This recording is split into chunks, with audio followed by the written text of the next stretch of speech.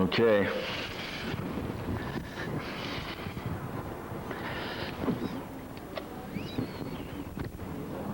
The tape is rolling. So some general things about 7 sessions, sort of broad territory first. The way I'd have framed this was that the main objective of 7 was to, quote, get the head on. So the primary impulse here really is to try to get the head better organized in the geometric plane, or in the geometric model, so that it balances better on top of the thorax, in the gravity line. Now, some of the things we've seen along the way are that there will be serious limitations to getting the head on that appear elsewhere. I was using John for an example. How many of you remember that? Nobody remembers that. 2 people. Well, if you have somebody who tends to have a kyphosis, the head's going to be out here. And you say, put that head on, and that person starts trying to put the head on, what happens is the kyphosis levers, and they throw away order at the thoracolumbar junction, the lumbars. They shift the pelvis forward to get the head on. This is a losing proposition. So the first rule in your understanding is you never ask somebody to put their head on at the expense of order farther down. That people function better when you have built up support from below and you only attempt to instruct them to put the head on to the extent that the support available can carry it. This is the rule. And there's a lot of unconscious bias floating around the culture that all heads should be on. It's a military model. We actually get it from the Prussians. The Prussians, the nearest that we can find, are the first culture that tried to get their soldiers to stand up straight. Other cultures have tried to get their soldiers to march in line or in formation, but nobody worked with the individual form to try and make the guy himself like that. So we inherit a lot of our cultural biases from the Germanic people, believe it or not. So this whole, the minute that you tell someone to stand up straight, they go rigid. So this thing about the spatial order that we try to develop in Rolfing has to be very carefully negotiated against this cultural bias for upright rigidity as a model of order.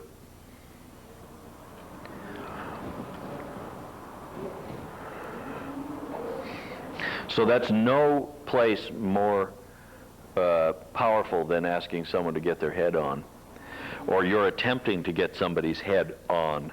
And on, by this case, means into the gravity line, if you look at the profile.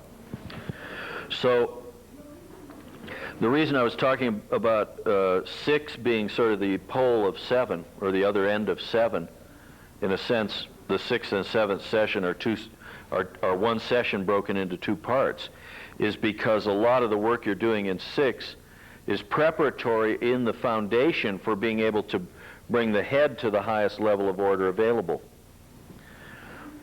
So as you go deeper in the work of Rolfing, you'll begin to understand this polarity better. In any case, some things about 7 I've already talked about, but I want to review. The cranium, as you see it, is essentially 2 systems meeting at one point.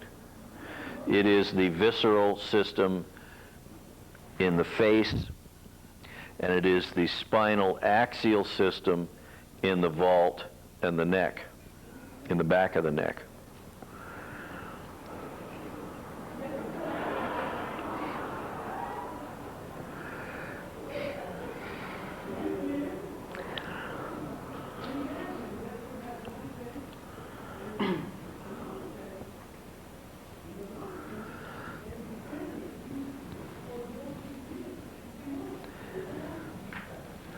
So a lot of the work that we do in the face, the tongue, the palate, is about releasing the visceral system from this dorsal axial.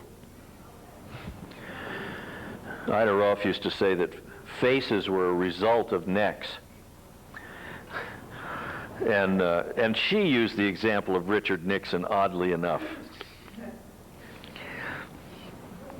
I use him particularly for those, those depressors of the corners of the mouth, the way his whole face came down into those kind of hound dog jowls.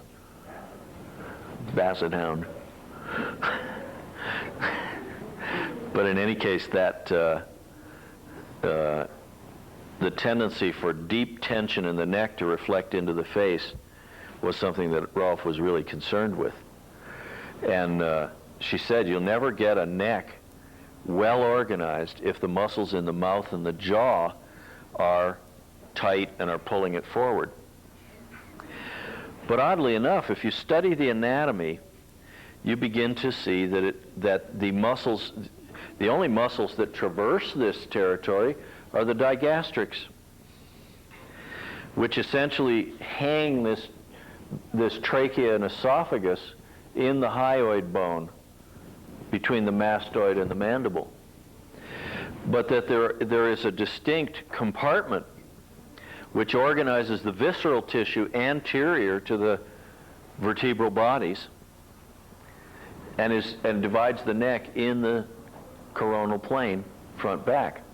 That the jaw, the muscles of the tongue and the throat, the accessory muscles of swallowing are all organized in the visceral tube.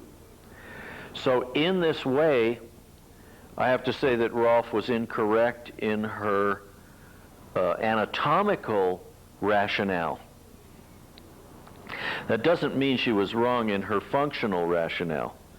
But when we got to looking at better anatomies, we could see that it didn't work that way. These throat muscles don't attach to the front of the cervicals. They all organize in this compartment.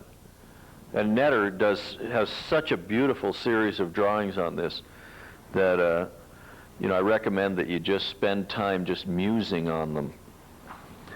But in any case, it remains true that when you get the tongue and the palate and the facial muscles relaxed, there's a tendency for the head to fall back.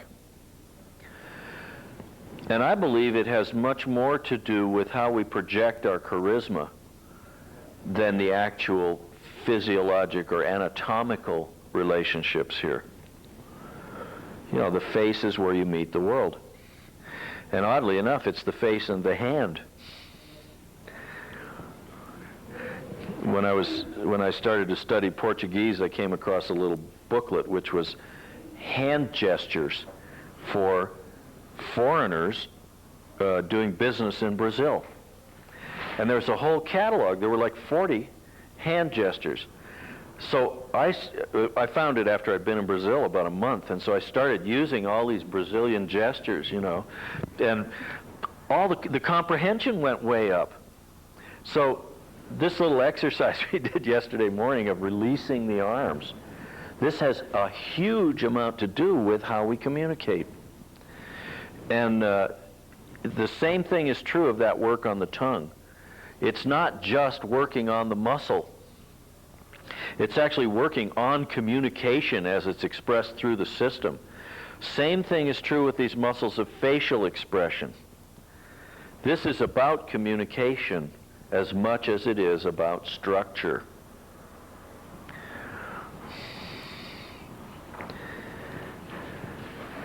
It's about how we either do or don't project ourselves into the world.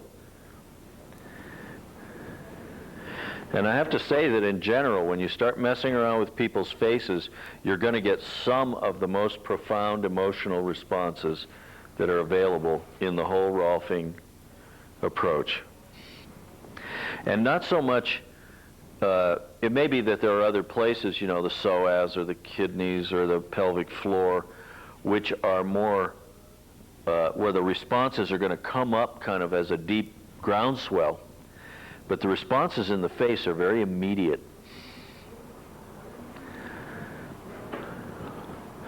Very immediate. And I wish in our training there was some way to help, to teach you guys what to do when somebody uncorks emotionally. You work on somebody's tongue and blooey, here comes a bunch of tears, or suddenly somebody's madder than hell. And it'll all happen.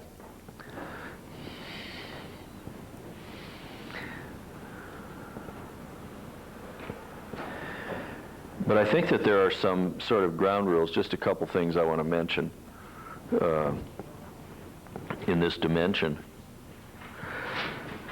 For the most part, the best thing you can do is to keep quiet and stay present.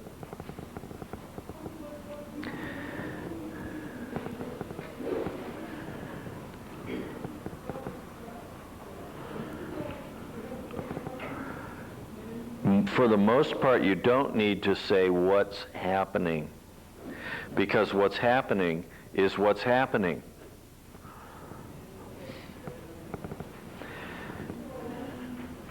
Very often, if you keep quiet and stay present, the person will tell you what's happening. God, I'm just feeling so sad about blah, blah, blah, or I'm so angry about this situation, or the way I was treated in my childhood, or any number of things.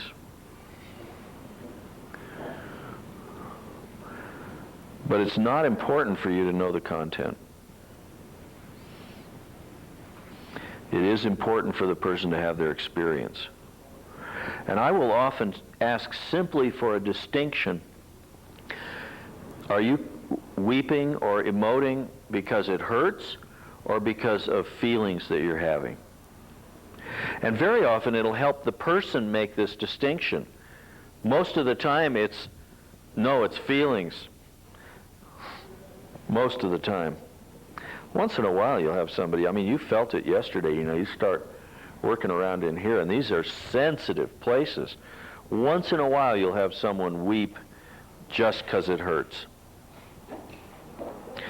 But part of the reason I'm dwelling on this is because people are going to ask you, Trish will ask me today, why are you doing this? What value does this have to me? And so you need to have some kind of ready shorthand responses, among them being things like, well, sometimes when we release the muscles of facial expression, it also releases the muscles in the neck. And we're trying to get your neck and head better balanced. And this is part of that system. Usually that's about enough. People go, okay, I get it. You can say, that the muscles inside the mouth, the muscles of chewing and swallowing and things like that, have a profound influence on the structures in the back of the neck, which are involved with posture and the carriage of the head. So these are the kind of things that you need to be able to tell your clients, when you're preparing to do a 7th hour. Like when I talk to Trish, I'll tell her what's up. And these will be the stories that I tell her.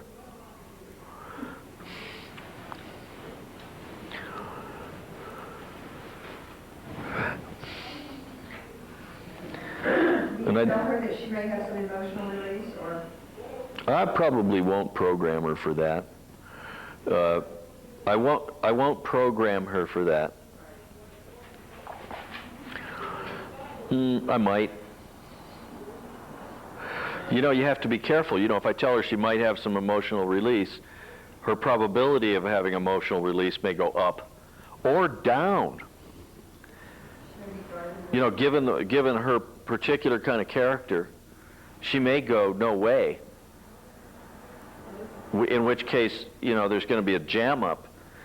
But I might say something like, sometimes the work in the muscles of facial expression evokes a lot of emotion in you.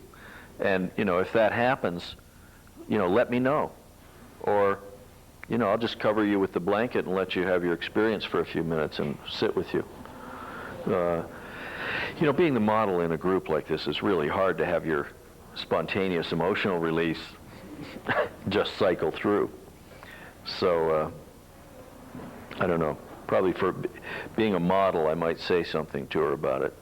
My clients, I don't typically try to set that up either one way or the other.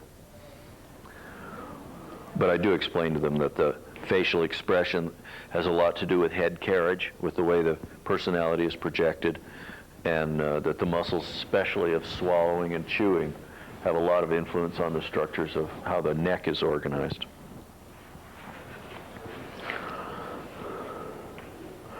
So there are really two distinct phases to a seventh session typically. And they are the phase that deals with postural patterning of the neck in relation to the thorax and the head.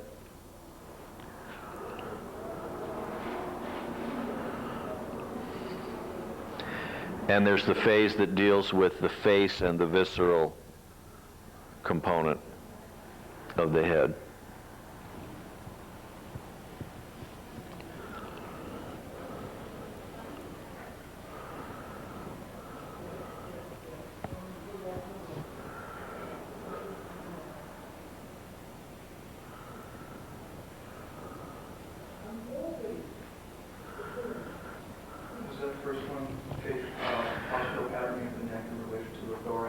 And the head.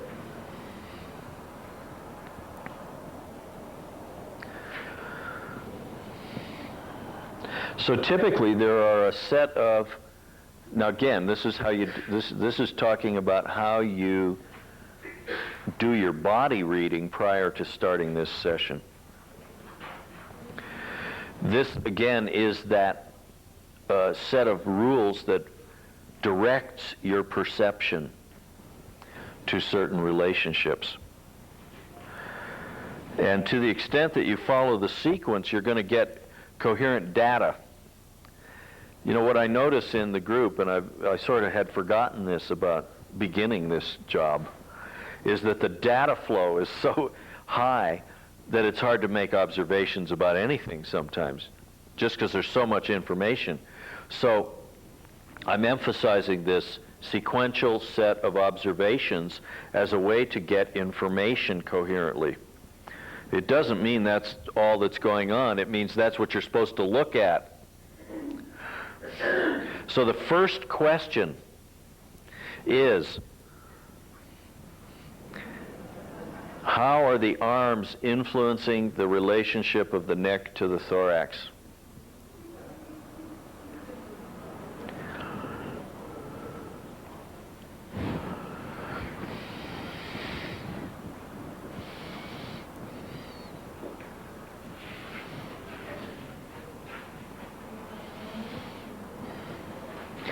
Second question, how is the relationship of the neck to the thorax organized axially?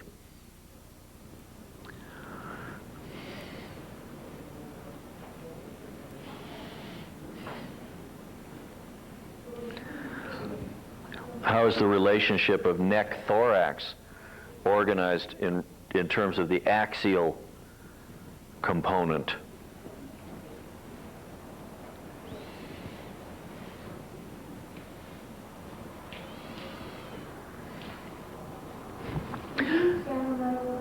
I will in a minute. Let me get the list out, and then we'll go back and go over it with more detail. Third one, how is the relationship of the neck to the thorax organized with respect to the visceral component?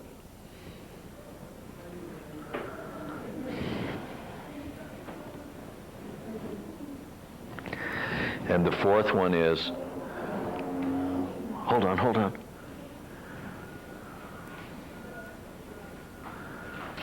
Go ahead, I'll wait till your heads come up from writing. And the fourth one is the sleeve, i.e. the rib cage.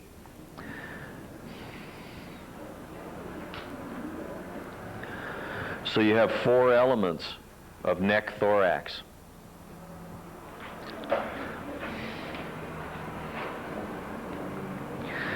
The 4 elements, again, are the shoulder girdle, the axial, the visceral, and the sleeve. So you make a circle of observation that is aimed at this junction.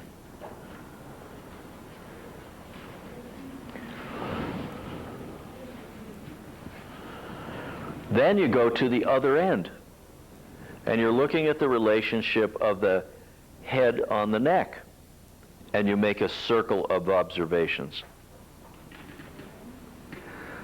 They're a little bit simpler, but fundamentally it starts with the same first question: how's the shoulder girdle influencing the relationship of the head on the neck?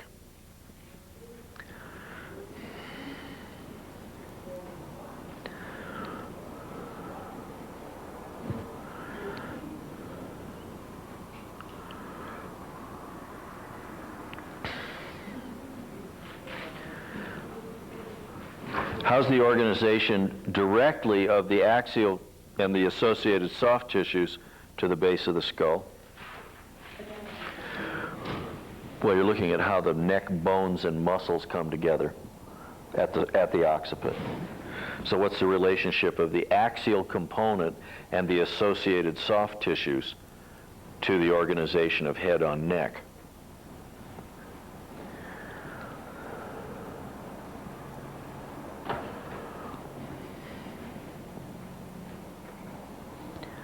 One more time. Which part? That whole long sentence. Read me what you got. The relationship of. Janet, tell me about this in terms of phase 1, working through the shoulder girdle, axial, visceral, and sleeve, and then phase 2 doing that same exact. Not quite, no, not the same exact. That's why I said it's different. But look, Jeannie, what we're doing is we're looking at somebody standing in front of us. And the first thing you want to do, if we're talking about getting the head on better, so the first thing you do is you look at the relationship of the whole system from the thoracic outlet up. What are the relationships that have to do with this? Then we're going to this end of it, and we're saying what's happening at the skull to neck. And so you're asking first a shoulder girdle question, second an axial question. How does the neck and the head come together in terms of soft tissue connections, exclusive of shoulder girdle? Because you've already asked the shoulder girdle question, now you want to take your seeing into the next layer. How are the deeper muscles of the neck influencing the organization of the head on the neck? You're welcome. And then you want to look at the jaw in relation to the head on the neck. So this is where it differs from the thorax end. Yeah, this is how does the jaw pattern in relation to the head and the neck.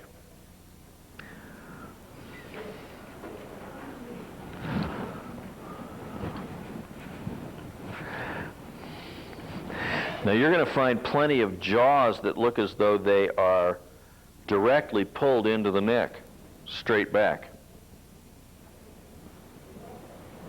So you can look at this jaw question and ask probably 3 primary questions. Does the jaw look as though it is organized into, like downward into the neck, straight back into the neck, or does the jaw look like it's jammed into the cranium itself?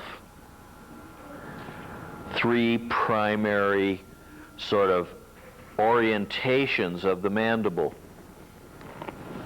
Sorry, downward, straight back, Up. up into the cranium. Yeah. So is the jaw pulled like with the visceral component of the neck? Is the jaw trying to marry the axial component, or is the jaw essentially going toward the cranium? Now you look at a jaw like mine, and it's being pulled downward and backward. You look at other jaws. Let's see if I can see one. Sarah's jaw tends to be more pulled toward her cranium, and not so much into the neck.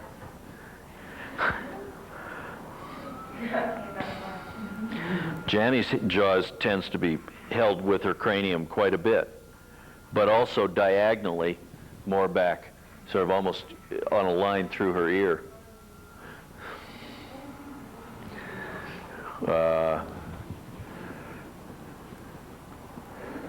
Tony has pretty much a cranial-bound jaw.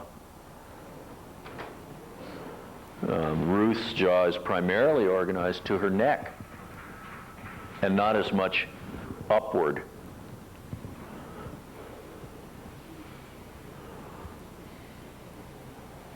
John's jaw is pretty much into his head.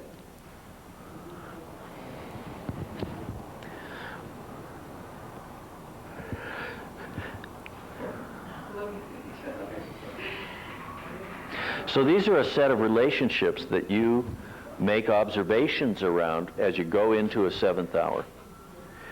Now the truth is, you start making these observations at the first hour once you learn this stuff. You know, because every time you touch the person's neck and head, you try to start influencing these relationships from the very first time you touch them through the last time you touch them. But we have seventh session here as a way to learn about this stuff.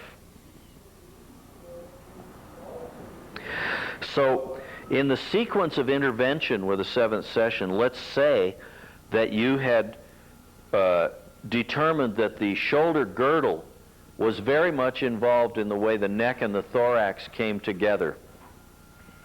Now we've already looked at some people and seen this. You see those flexor dominant arms and the trapezius pulled up pretty far forward, and you know that the shoulder girdle is very much involved in how the person carries their neck. Well, when I began to sort of make these distinctions, and these are new distinctions, this is not Rolf, this is Jan and company. You know, as we moved sort of out of Rolf's recipe approach, we got more to being able to say, look, you make a set of observations and you shape the session based on how you answer this series of questions. So imagine that you have 4, 5, 6, 7, basically 11 questions here. The 4 neck on thorax questions, the 3 head on neck questions, and the 4 jaw questions. 3 or 4 jaw questions. Okay, so you've got that group of questions, all of which have kind of yes-no, you know, it's like a computer program.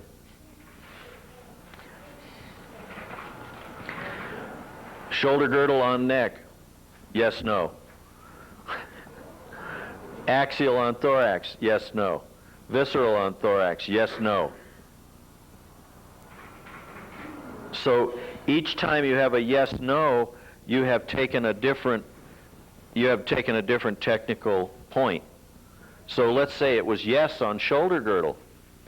Then you gotta sort of go, wow, you know, because then your eye is going to go all the way out to here, and you're supposed to be putting the head on.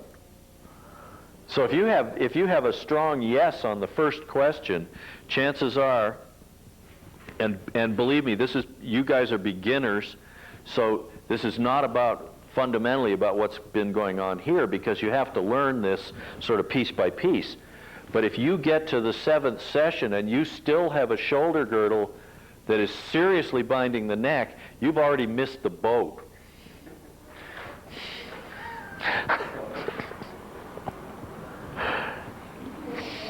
Because you can't put the head on when you've got arms that are wrapped around the back of the neck.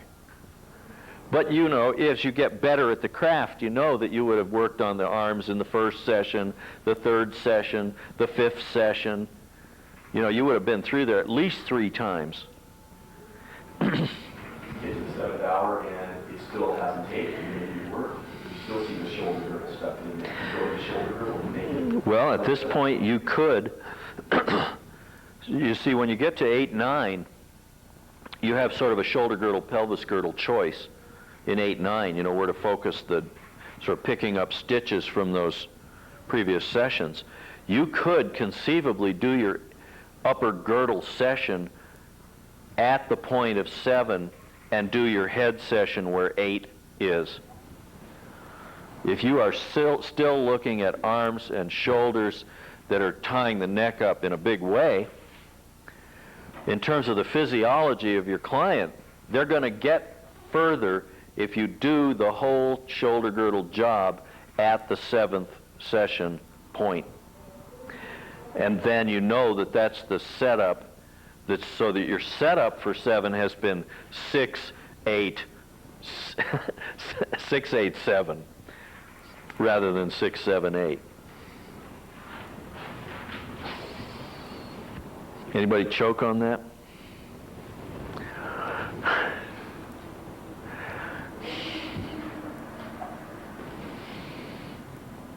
Yes? Can you conceptually get that you might be looking at arms that are seriously going to interfere with getting the head on? That's the point of it.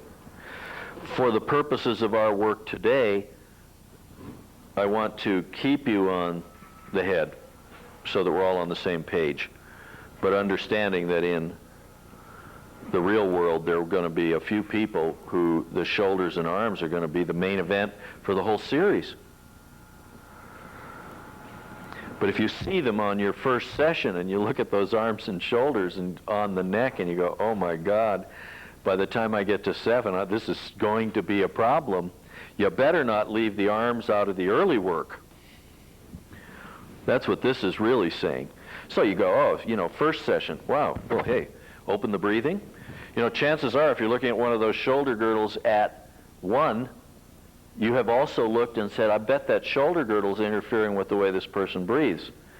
So your first session is going to take you into the arms. 2, well, you know, you got a lot of work to do down here, so chances are 2 doesn't take you to the shoulder girdle. But when you do your second session back work, you might be looking at that trapezius, latissimus, you know, some of the scapular stuff, and getting into that, as well as into the spinal erectors, because you know you got a shoulder girdle here that won't quit. Third session, lateral line, obviously is a lot of arm work. Fourth session, you pretty much leave the arms alone.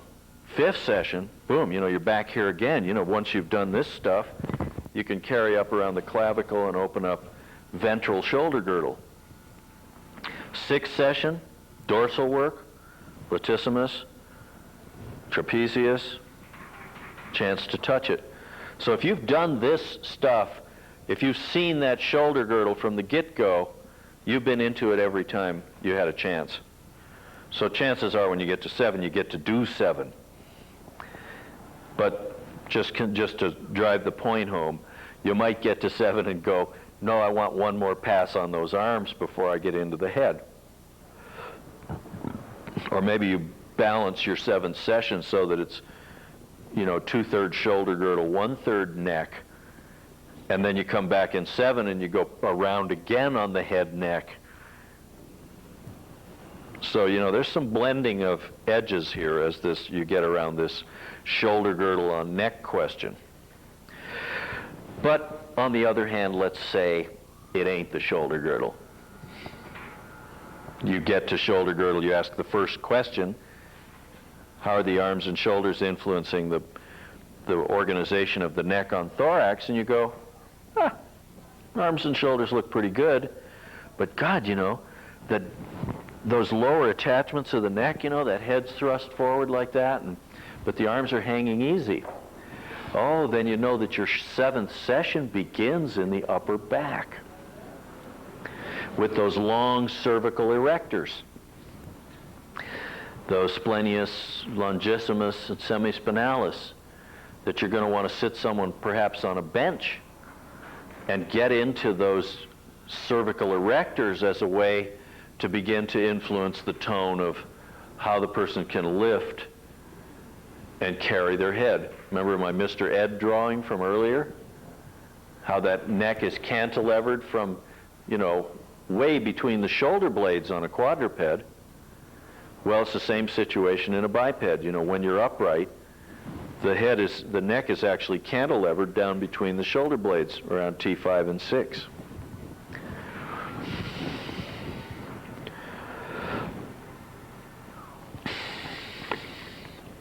So your 7th session can begin with work in the upper back. If you looked at the neck and you said, wow, you know, it sure looks like the heart and the lungs are what are really pulling that neck forward. Oh, then you're in the scalenes. Then you're trying to influence the deep membranes. You may be working in the front of the thorax, but pressing in to try and get lift in this whole membrane system that comes up into the front of the neck.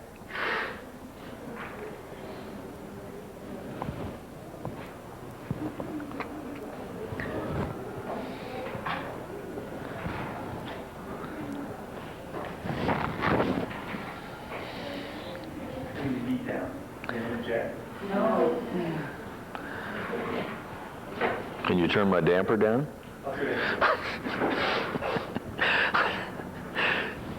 So, if you've made the visceral observation, remember the distinctions along the sides of the neck.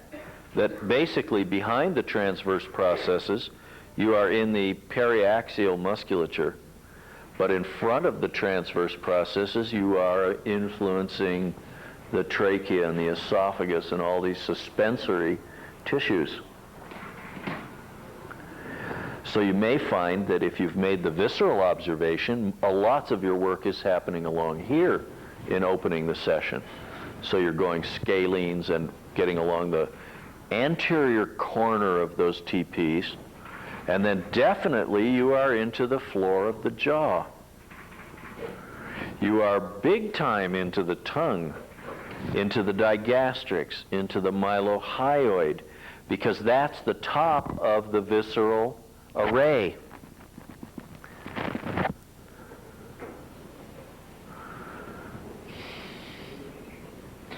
So you begin to see here how your recipe is, in fact, could be quite different for each person who receives the session based on a set of observations going in.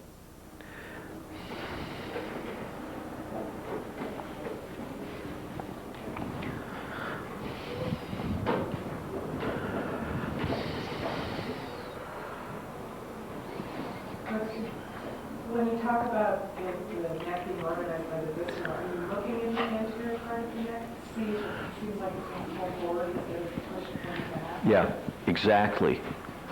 Now you're really looking to see if the, let's say, the forward pull on the neck, if you can see it inside. And there are plenty of them that are organized this way.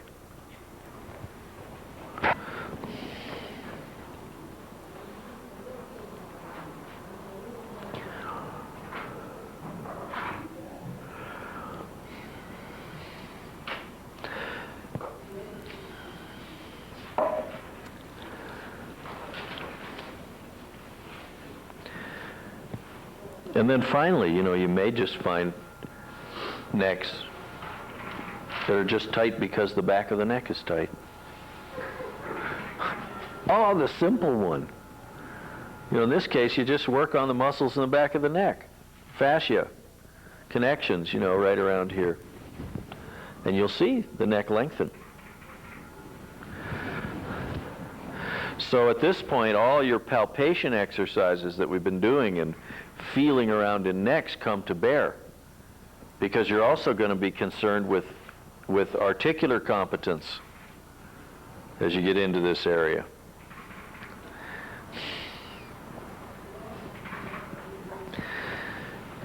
Because if you have motion restriction in the articular joints of the neck, you have got muscle spasm and you've got chronic pain. You've got limitations of range of motion. But that's where you see, this is just one of the questions. And it takes you to this place. Now, obviously, you could have yes, yes, yes, yes, yes, which means you are going to be busy. You know, if you answered all those questions yes, it's like, am I ever going to even get into the mouth?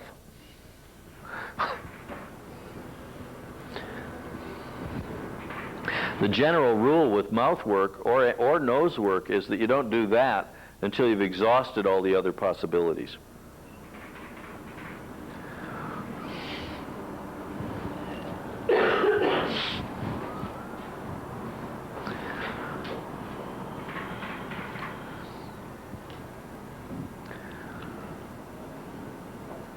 Jim, this is kind of a technical question. How do you answer a how question or a yes or no?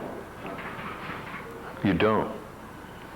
Okay, so you keep saying yes, yes, yes, yes, no, no, no, no. A, B, all your questions are questions.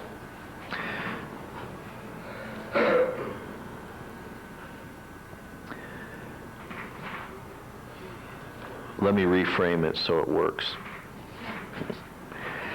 Is the organization of the neck on the thorax strongly influenced by the shoulder girdle? Yes, no.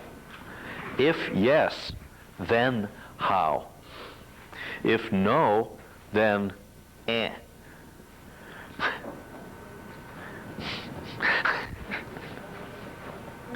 So if you got to the if yes, then how, then you look at arms, you look at flexors, extensors, you look at trapezius, you look at accessory shoulder girdle structures and how they might be influencing that organization.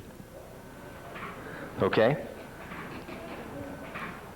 Is the visceral compartment influencing the organization of head on neck, or neck on thorax? If yes, then how? If no, it's irrelevant.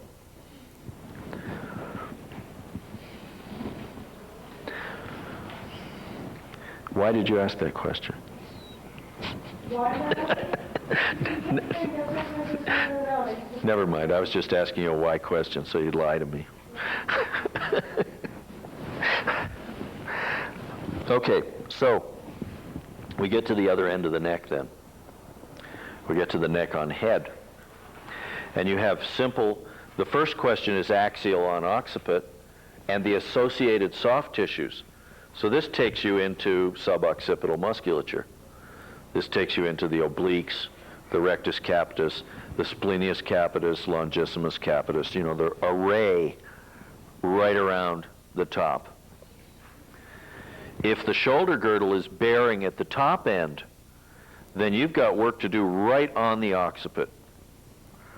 You know, because you've got your trapezius, your levator scapula attaching up in here.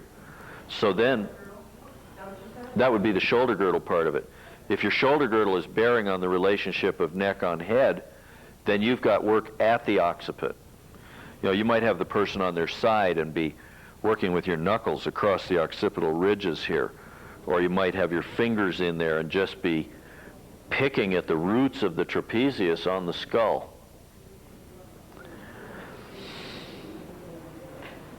I'm sorry. Did you say the shoulder girdle is influencing the neck?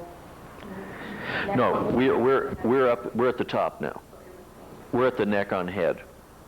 And we're looking at either the shoulder girdle or the deeper neck structures.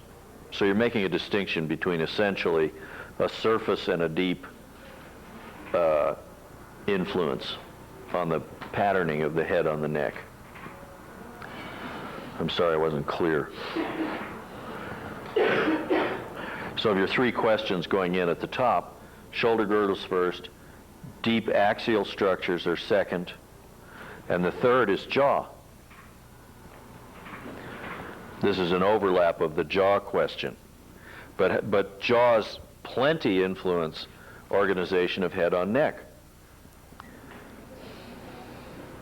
Mostly by virtue of the digastrics, directly.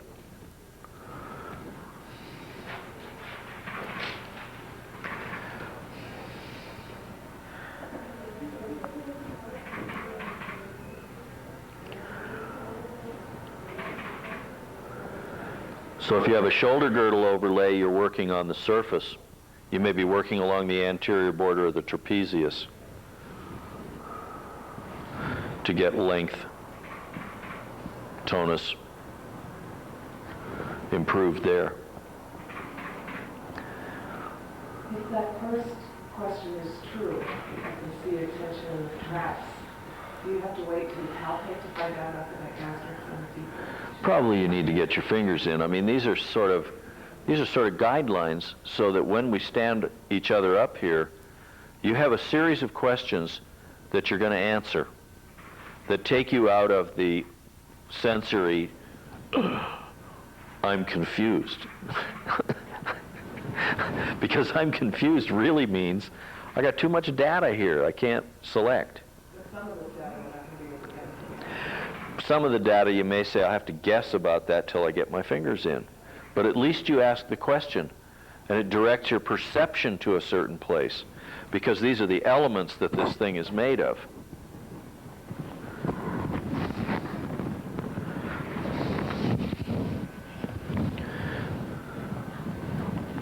So then, if you have jaw as your primary drag on the neck, or your perception is that the jaw and the occiput are very closely bound together, then at that point your work would start moving toward the jaw already. Because that's going to be the main, one of the main influences of that head organization.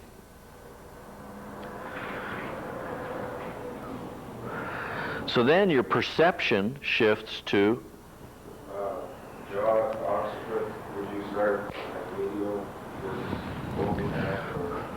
I'd probably go directly to the jaw. But, I mean, it would tell me that as I got up into the, as I got up out of the relationship, the lower stuff, I would come right to the jaw. This would be pretty important in the session.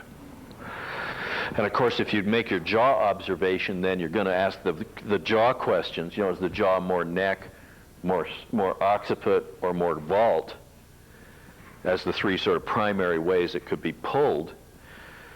You will probably also get the corresponding, this jaw goes right into the occiput. So those two questions you're looking at the same relationship from two different ends. Head on neck is influenced by jaw. Jaw bound into head and neck. Yes, it's a correlation, and it's an affirmation. That head and neck, I got a lot of jaw work to do. Other ones you might go, the jaw's not that important in this situation. Maybe you're going to be working up around the, for a jaw that's bound into the cranium, it tells you you're going to do a lot of work at the temporalis fascia to begin to let the jaw down this way.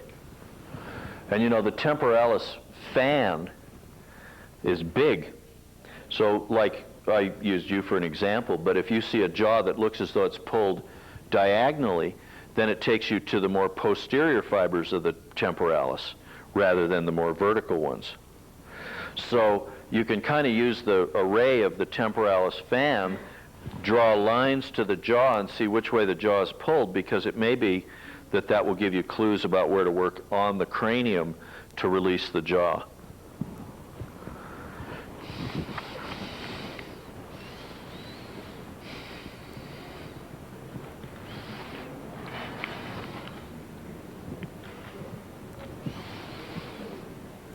Could you repeat that about which way parts of the temporalis?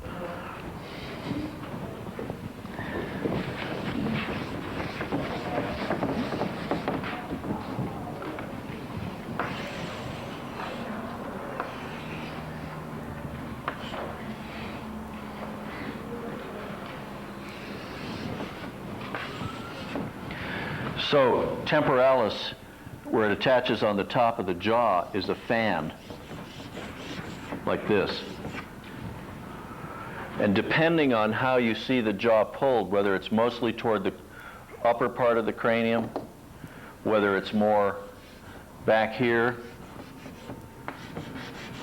or whether the jaw seems like it's pulled like this, will give you a clue about where to emphasize the work on the temporalis fascia to get a corresponding decompression of the jaw. Where do you see the vector? Where you see the vectors pointing.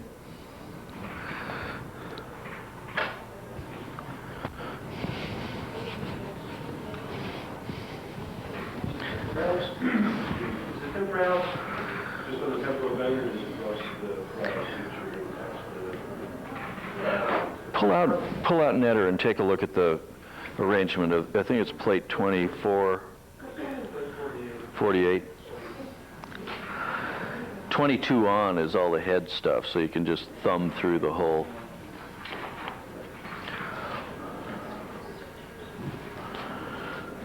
Looks like it crosses the sutures. It's on the frontal and the parietal. Okay, so it's frontal and parietal, not just the temporal bone.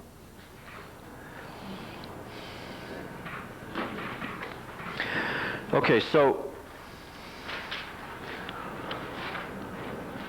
the tools that we were exploring yesterday have to do primarily with the muscles of facial expression around the mouth. These, how you emphasize this work in the face is going to be determined in part by the way the lines are arrayed on people's faces.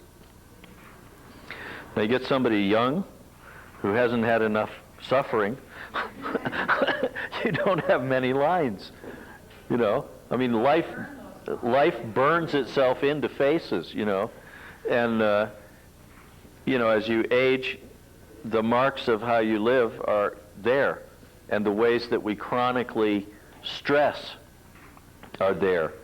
Like Sarah, you said, you had that one little wrinkle that appeared, when you're 40, it'll be there, but good.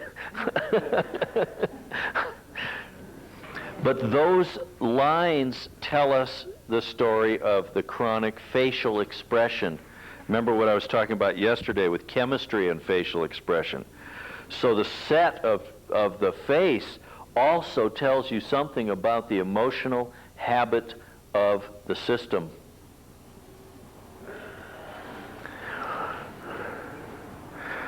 In very general terms, when you see a line, it is perpendicular to the underlying musculature. Perpendicular. So if I have lines across my forehead this way, the underlying musculature is like that. If I have lines here at the corners of my eye going this way, the underlying musculature is this way. If I have a line here at the side of my nose down to my mouth, the muscles go roughly perpendicular. So your fingers go under the lines looking for the perpendicular stuff and trying to get that to relax.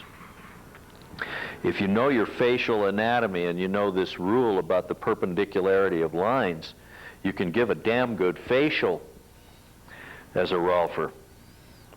And people come out of your face work looking very relaxed and sort of more able to go into repose rather than sort of hold their chronic set, whether it's, always smiling or always frowning. In a sense, you want to wipe both the smile and the frown off somebody's face.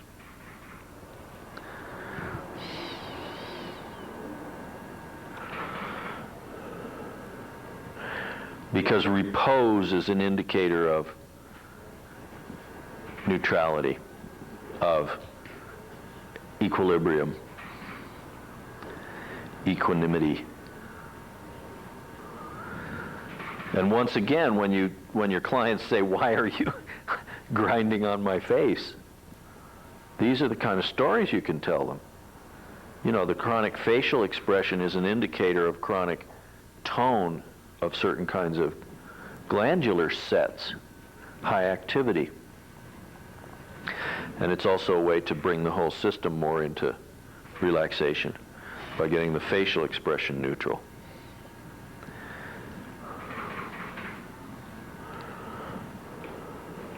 Repose is an indicator of neutrality. Repose is an indicator of neutrality. Yeah, of not being activated.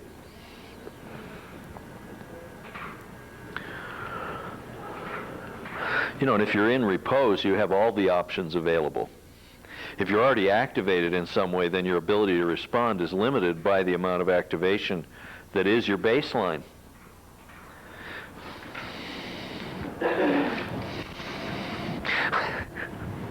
When you're in real repose, whichever way the wind is blowing, that you can move with the force. So in any case, a couple things about the cranium itself. You know that the whole cranial fascial cap is continuous with the dura. The fibers of the fascia on the outside of the cranium goes through the sutures and is continuous with the intracranial fascia. So to get the most effect for the least doing, we make a sort of tour of the sutures with our fingers.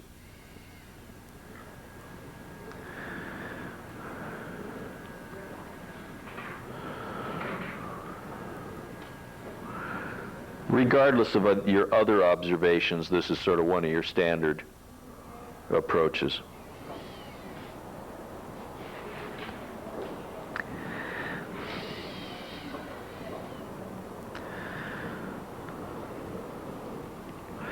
So by the time you've walked this whole circle, you have done your 7th hour. Now I want to say a little something about nose work. For the first 15 years I treated people, I rolfed just about every nose I could get my finger into. There were plenty of noses that were too small for my finger. My first wife had a real tiny finger, so I used to call her in and have her do those little noses. But as I got further along, I began to realize that I had to have darn good reasons to do a nose. The reasons being a history of blunt trauma to the face, first and foremost. Somebody's been, like the Nuria story about the capoeira guy. There's somebody who for sure would get nose work. Somebody who's put their face into a windshield, steering wheel, ski slope, fist, Those are all good indicators to put your fingers in there and make sure that at least the two passages are closer to the same size.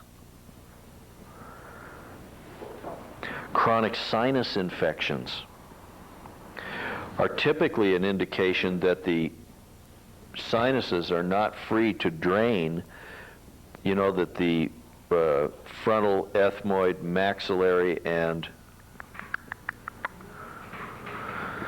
there's one more, I'm spacing out the name of it, and sphenoid, all have chambers in them which have tiny passages that open under the nasal meatai, which are also nicely illustrated in Netter. But if you look at a real skeleton, you will see that the nasal septum is in the midline, and then there are a bunch of bony fins that come down. Those fins in the living body are covered with mucous membrane, and underneath that fold are the openings to the various sinuses. And on a good skull, you can take a length of thin copper wire and you can run it into those little ports, and you can see it go up right into the sinus. So these are supposed to be open, and they're supposed to be open so that you can equalize pressure when you change altitude. But plenty of people, you get whacked in the face and it bleeds a little bit, and that sinus port closes, or the mucous membrane gets adhered and sticks down, and the sinus then can't drain properly. This is a setup for sinus infections, because even when they generate mucus and white blood cells from small infections, they can't get them out. So the other thing that we try to do when we put our fingers in the nose is to make sure that those little flaps of mucous membrane over those sinus openings are free to flap. How about Seasonal allergies probably, it might not be as critical, but it, might help.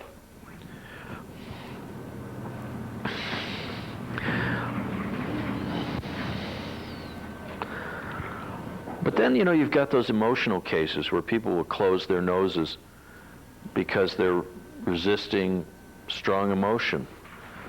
Have you ever had the experience of being enraged and having your nose wide open? It's a beautiful feeling.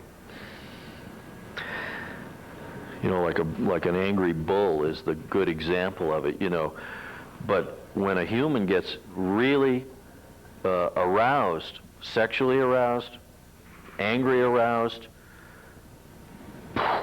those nostrils are supposed to pop wide open.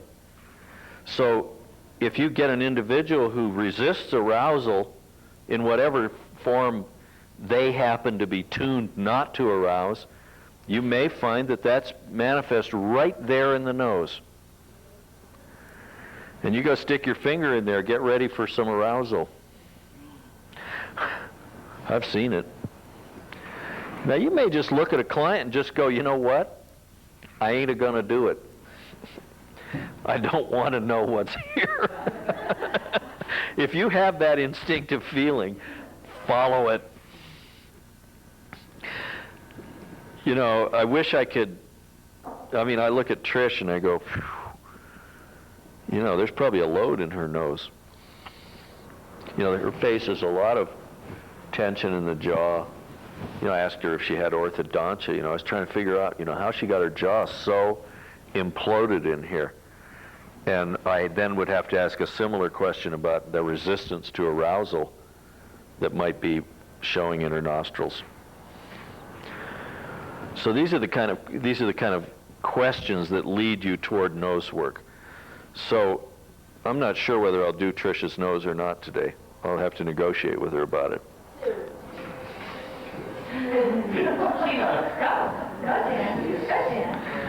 I'll make sure I do your nose, Sheila.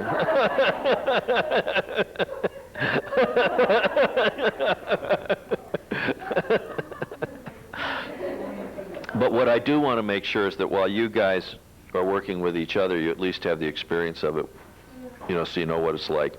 So I'm going to try and do at least one nostril on everybody so that your practitioner partner can do the other one and you can compare.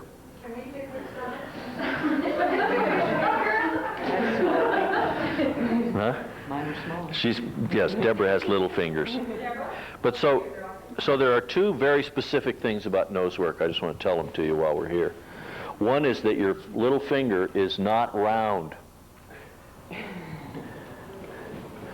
And neither is the nostril you're trying to put it into. You always work across the midline, so the pad of your finger is toward the septum. So it's this way. Because in that position, when you go into the nose along the septum, you can use the back of your fingernail to open up that little flap on the meatus. So this is how you open the gate, with the back of that nail.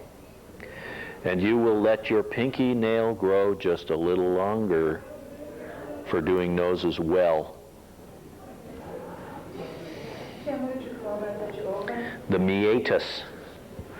There are 3 meati, and it was sort of mythic in the Rolfing community that you would get all 3 meati.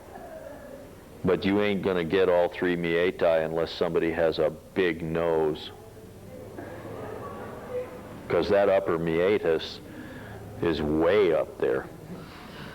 And I recommend you look at Netter's drawings of the meati before we do this, because it'll give you a flash of what it is you're trying to do. Jan, is that sensation of it kind of goes through like a elongate, and then you kind of sit there a little longer, and then it kind of goes through another one? Is that what it is? Well, some of those are actually just tensional rings. So anyway, I'm talking to you about the diameter of the finger and the shape of it. It's not round. It's ovoid. So you will get into a nose at a certain point, and if you rotate your finger, you are putting the wider diameter into the oval, and you can open the nostrils with the finger going that way. So you use the shape of the finger to widen the nostril. There are plenty of noses. You'll get your finger in there and you'll start to rotate, and you'll hear a crack.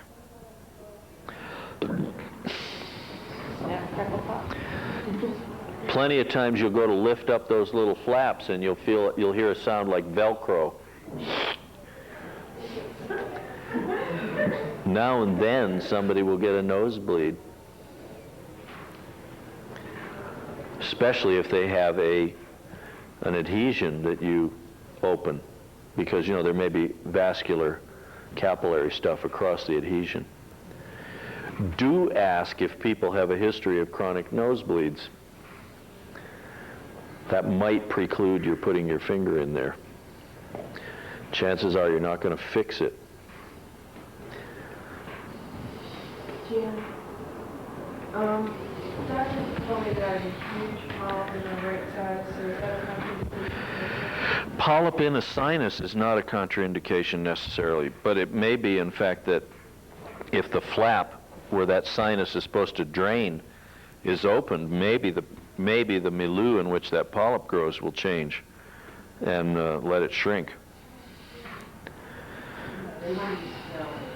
Oh, they always do. A note about lots of cocaine use. You will occasionally find a perforated septum, which simply means that the two nostrils aren't separated.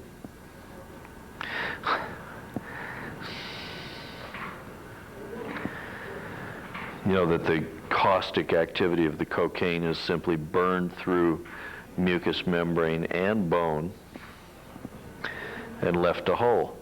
If somebody is actively using coke, don't put your finger in their nose. What if you were actually using it 6 months? 6 months is not enough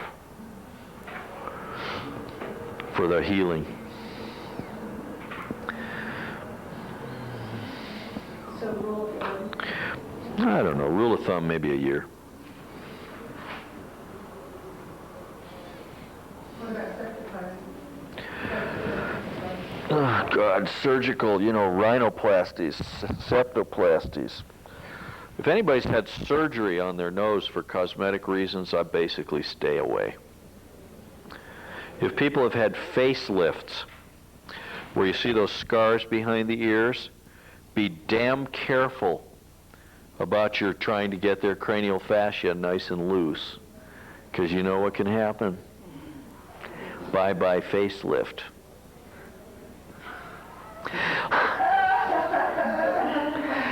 Well, take a look in the mirror now. And you're going to hear from the lawyer next. Yeah. Get malpractice insurance. It's pretty cheap. 30, 40 bucks a year, something like that. Little 80, 90. Yeah. Nothing really. It's definitely worth having. In a litigious culture like ours, people often are just hunting for people to sue. I don't know about Canada. Maybe they don't sue as much up there. Probably not. Depends, that'd be pretty harsh. Yeah. Okay, so that's it. Let's take a break. One question before we break is, have you ever had finger in each nostril? No. Okay. No.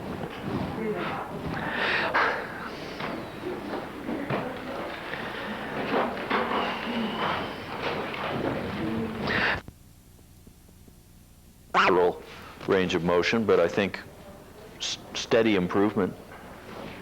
We're just increment by increment getting some of the pain out and getting better flexibility.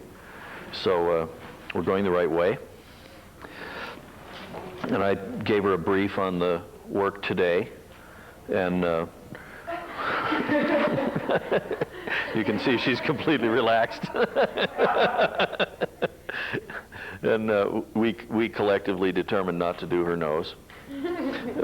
She doesn't have any history of trauma in here. Actually, her nose is on her midline, and Both nostrils work well, and she doesn't have sinus infections or anything. So there isn't any real presenting clinical reason for doing this. So peel off your robe and stand for a minute. Let's look. Take your sheet there that Sarah typed up for you. Take a walk. Yeah, take a walk. Let's just watch you. Well, the most obvious thing is so much more movement in your hips. It's real different. The thing that Trish commented was she still feels like she's being pulled forward. So as I kind of factored that into the session today, and I started to ask questions about how's the shoulder girdle organized in relation to the neck on thorax, I don't think that the shoulder girdle is really the layer where the strain is coming from. She doesn't show that kind of particular arm pattern or the trapezius really, the border of the trapezius wrapped around her neck.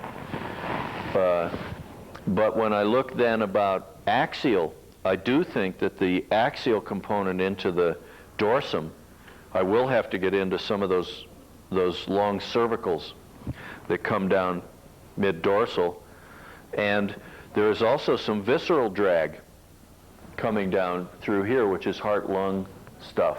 So this will take me to her scalenes, and I want to try and get some influence on the mediastinum and the pleural membranes of the lungs to try and get her a little bit more lift in there. And also the ventral sleeve. Question? Can you point out, either that or do it when we do our body readings, what you see? Turn profile to Jeannie. When you say visceral drag? Well, do you see this pull right here? Okay, can you see that there's a component of it that goes inside of her thorax? There are big membrane attachments on the front of the neck, on the bony front of the neck. And some of that, what you see as the pull down the front of her chest, actually goes intrathoracic. I don't know how to direct you to see that discrete from the overall pattern, but experience tells me, turn just a few degrees, that some of the pull goes inside of her where some of it's extra visceral. You know, it's in the rib cage, pectorals, pec fascia. So a good component of this initial work is going to be upper back and chest to try and get more lift available for her neck. And then, so that's the main event at that end. Then if I look at the other end of her neck, how much of shoulder girdle is dragging on the neck itself? And I think there's more shoulder girdle involvement at the occiput than there is at the CT junction. I think some of this pulling here has trapezius and levator in it. So some of the work will be on the outside of the occiput, trying to get into the fibers of the trapezius where it attaches on the back of the skull. And then there is a layer that is definitely periaxial that's involved here, because I already know that. I've had my fingers in there. So the posterior compartment of the neck gets a piece of attention here. So then I can look at how is her jaw in relation to her neck. And I actually don't see the jaw as being pulled toward the neck as much as being pulled into her vault. Probably on a diagonal like that. So some of the fascia that's up in here, I'll work on to get her jaw to relax from up in her head. Then I want to do some work inside of her mouth, her tongue, and the floor of the jaw also, just to feed ease back into the back of her neck from the front side. A little bit of work on the muscles of facial expression, although look straight again. Although the main place that it shows up is right in here. So it's the depressor muscles at the corners of the mouth are held a little bit short here. So I want to work along the mandible right here to release the mouth a bit.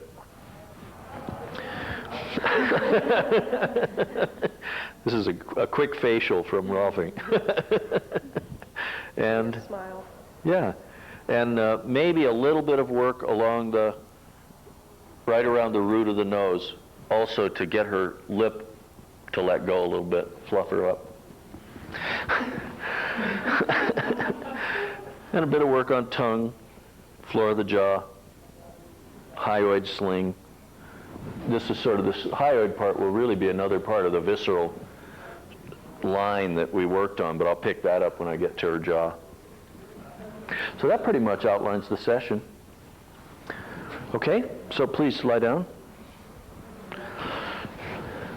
We're back to purgatory here with a fixed height table.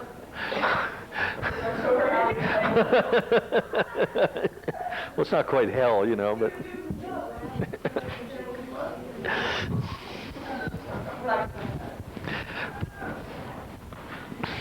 May I?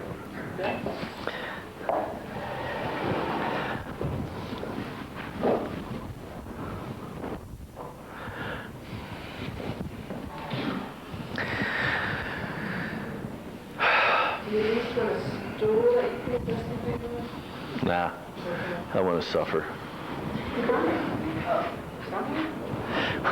Somewhere I created this, huh? So I'm going to start with the attachments down around T4, T5 for the neck. And I'm going to take the ventral thorax and pick up some of that simultaneously. So I'm going to get some of the sleeve and the upper dorsals together. So Jan, are you, Just checking the time. pushing down? Well, I'm feeling through.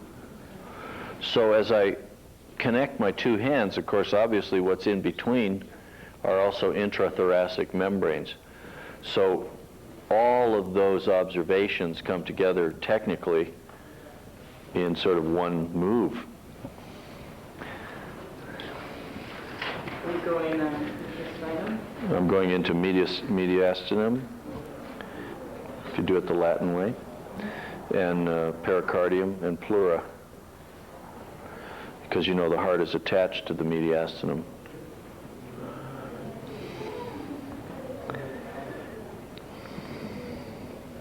Going down? I'm actually working this way.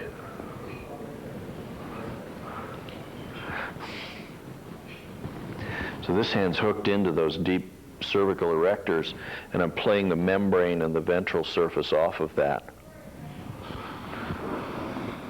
Similar to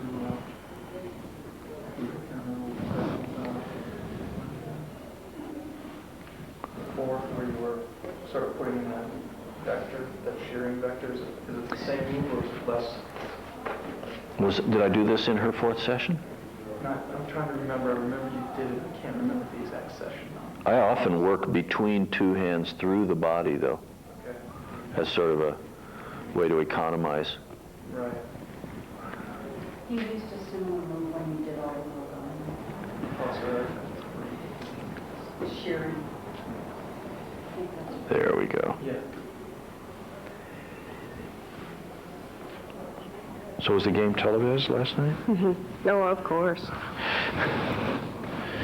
Talking about the hockey game. Watched 2 hours of people beating the shit out of each other. At least the average one. Oh. Well, Chicago, I take it. 6.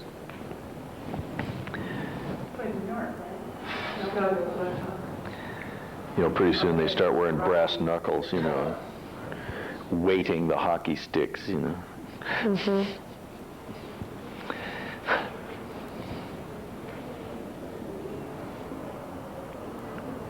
See, now I can, right there, I can feel between the two, the deep membrane inside the rib cage.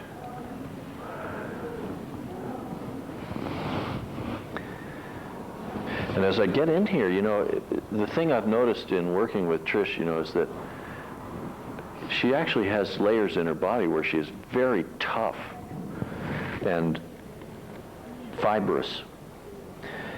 And initially, you know, like out here, you say, oh, you know, she's soft, this is going to be easy. You know, underneath that stuff, I've had to put in a lot of steam to get changes. So what else is it? I'm just earning my pay. I'm like this.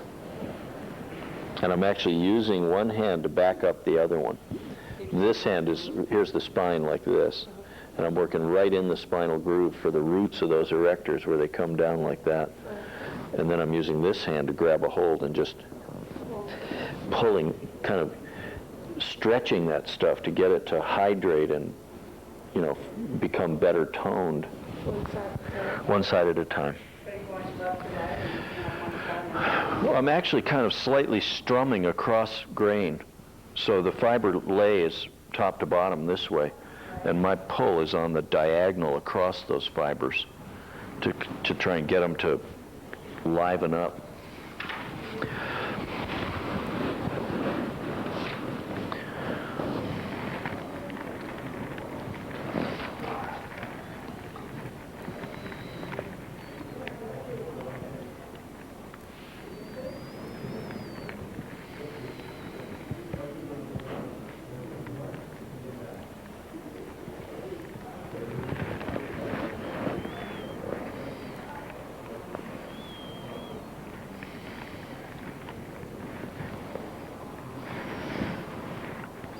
I know it's kind of hard to see what's going on here, but that's pretty much what I'm doing, is just picking on those bundles.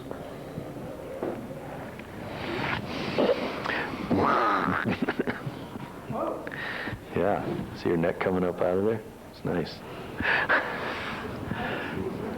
Mm-hmm.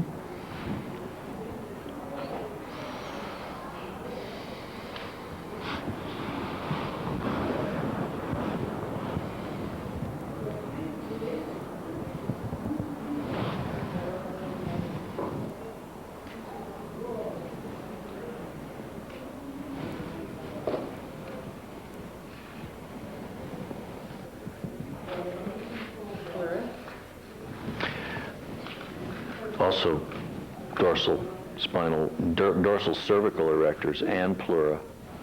Just trying to get that lung tissue to let up a little bit.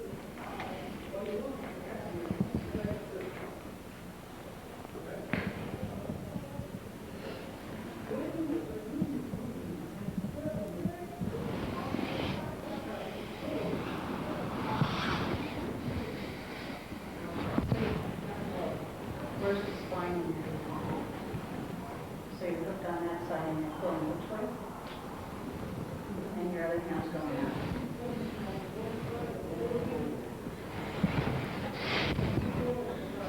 But inside of her thorax, the tissue that I'm after is laying in this plane, because it's the pleural attachments along the mediastinum, and I'm actually putting a load on like this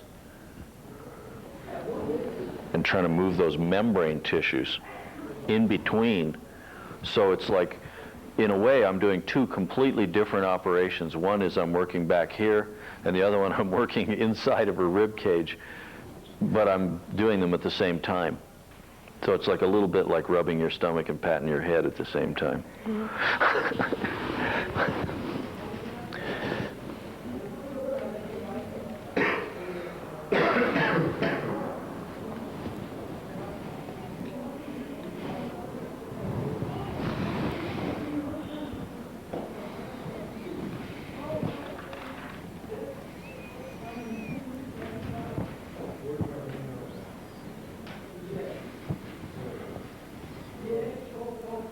Nice, nice. Now her dorsal tissue is like suddenly getting the idea.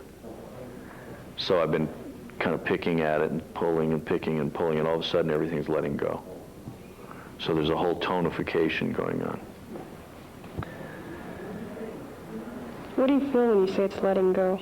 Well, you know, when I was first on there, it felt pretty tough and not very elastic. And then as I'm hooked and pulling, it's like I can suddenly feel a whole layer releasing that toughness and getting more supple, and it's almost like an electrical change, you know, through the whole layer. It's like everything's going, oh, well, we could let go and, you know, function differently. Because everything's linked together neurologically. So sometimes you get enough of the pattern to release, and then the whole pattern will open. You know, it's not like a machine in a sense, you know, that it can learn. You can learn once a part of a pattern yields, then the system goes, okay, we can renegotiate the whole thing.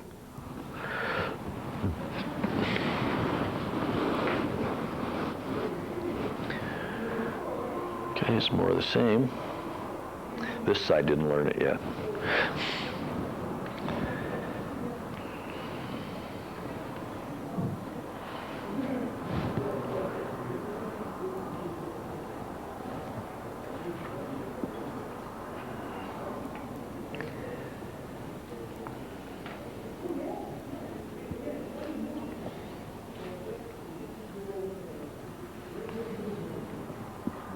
Did you say you have French blood?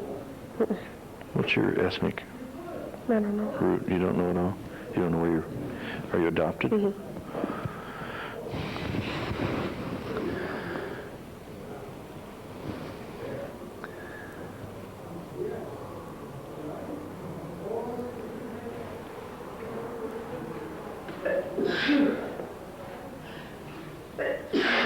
I think if you went to France, you'd find people who look like you.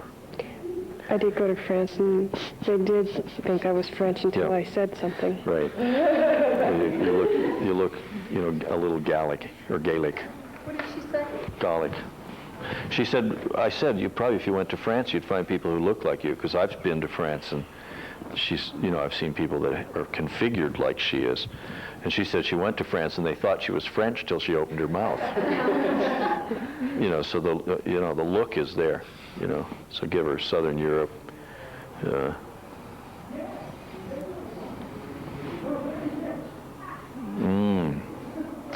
We're coming right along to that stuff. I just want to make sure I can finish up here.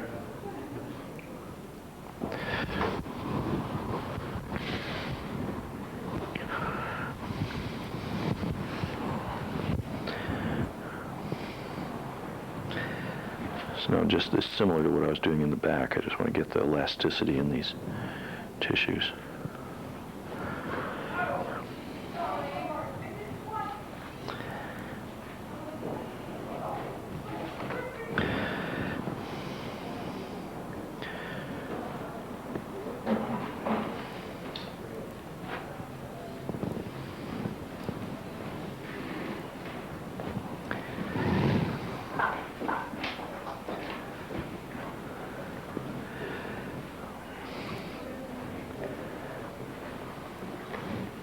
There you go.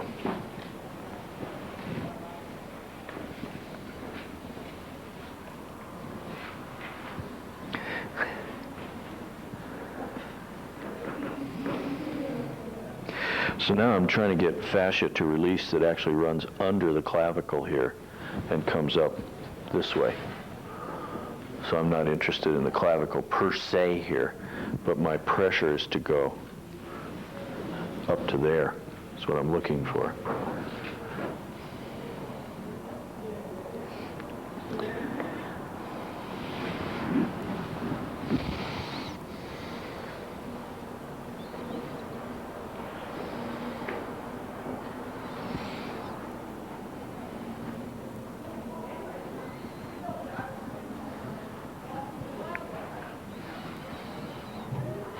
You know, the reason I asked the question about the ethnic root, you know, is because the relationship of your jaw to your head is not one that's like from your life experience, but it's from your people, whoever they may be. You see that shape of head and face a lot in France.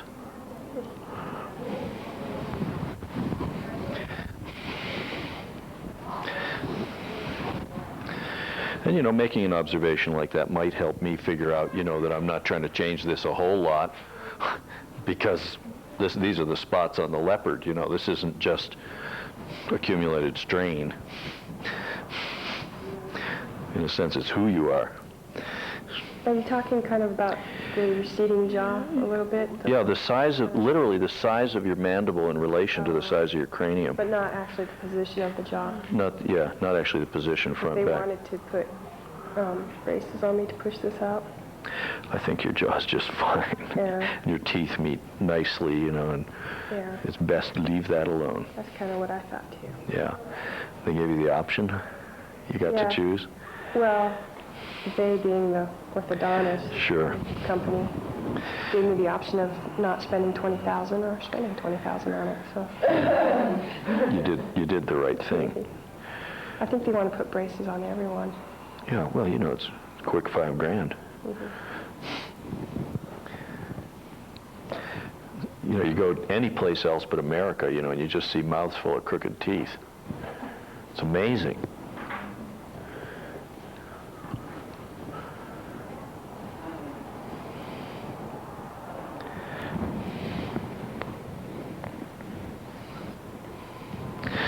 My daughter was born with or when her big teeth came in, she was like that. Now she got orthodontia, you know, but it didn't change her character.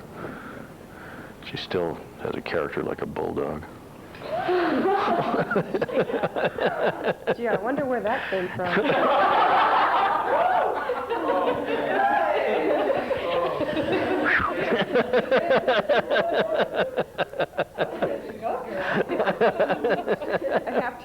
I have to remember who is more vulnerable here. It's okay, I won't make you pay for it. Well. Finding my escape route right now. Move those chairs over there. First thing hit catching fire.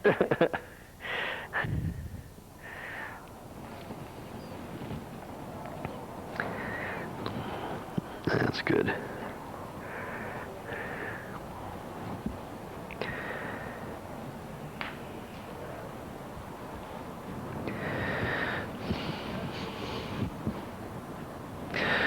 Okay, now we'll go into her periaxial muscle stuff. Pretty much done with neck thorax directly, although now I'm starting on the bridge toward the relationship of head-neck.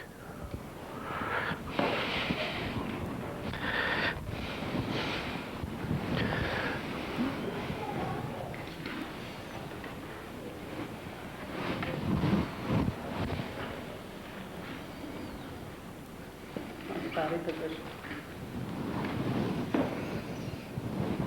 Would you rather have a ball? No, you're fine. I'm okay.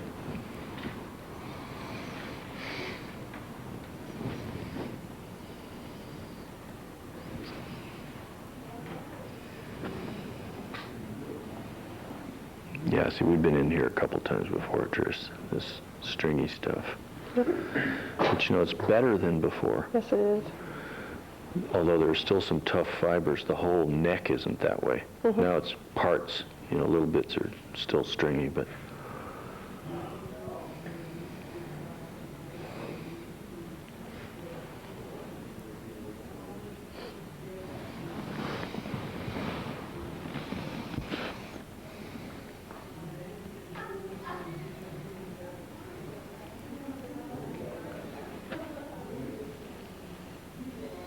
So I'm right in that area there between the spinous process and the transverse processes.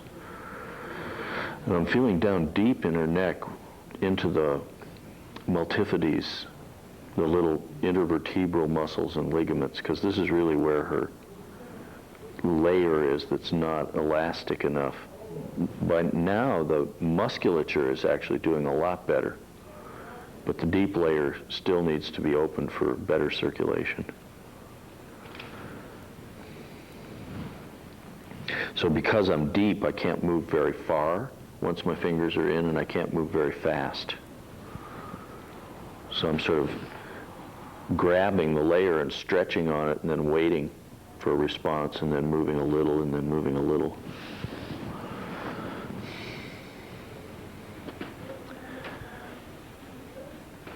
And even though it hurts, there's a part of it that feels good, I think. This is neck to head, really? Well, I'm still on neck thorax, but I'm actually on the bridge to neck head. Because the neck head, you know, this part of her pattern is involved at both ends.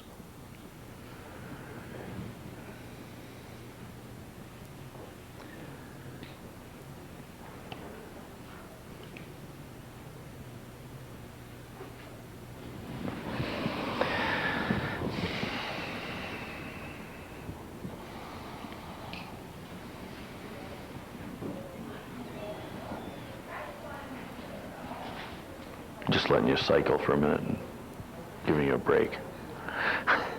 It doesn't hurt. Okay. Did I just say that? No. Did you say it didn't hurt? It really didn't hurt. It's intense but not painful. Can I say that? Yeah. You know, in a sense, this is the secret to good Rolfing, you know, is to find the way to push hard without making people want to get out of there and run away.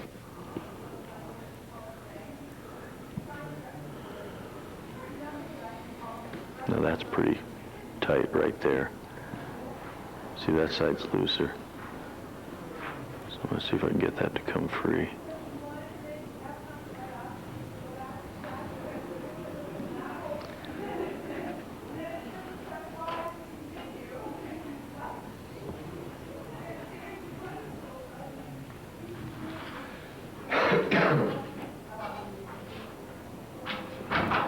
The class next door to us has their last day tomorrow. Yeah. So all week they've been popping off and yelling and giggling.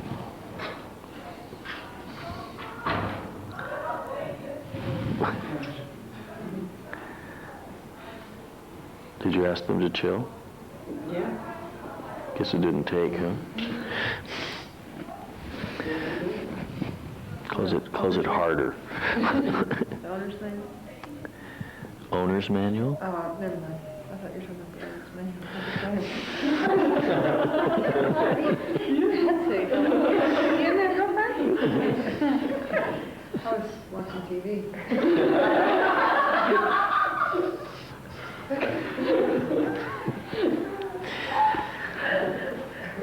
Only 2 more weeks, yeah. Did he show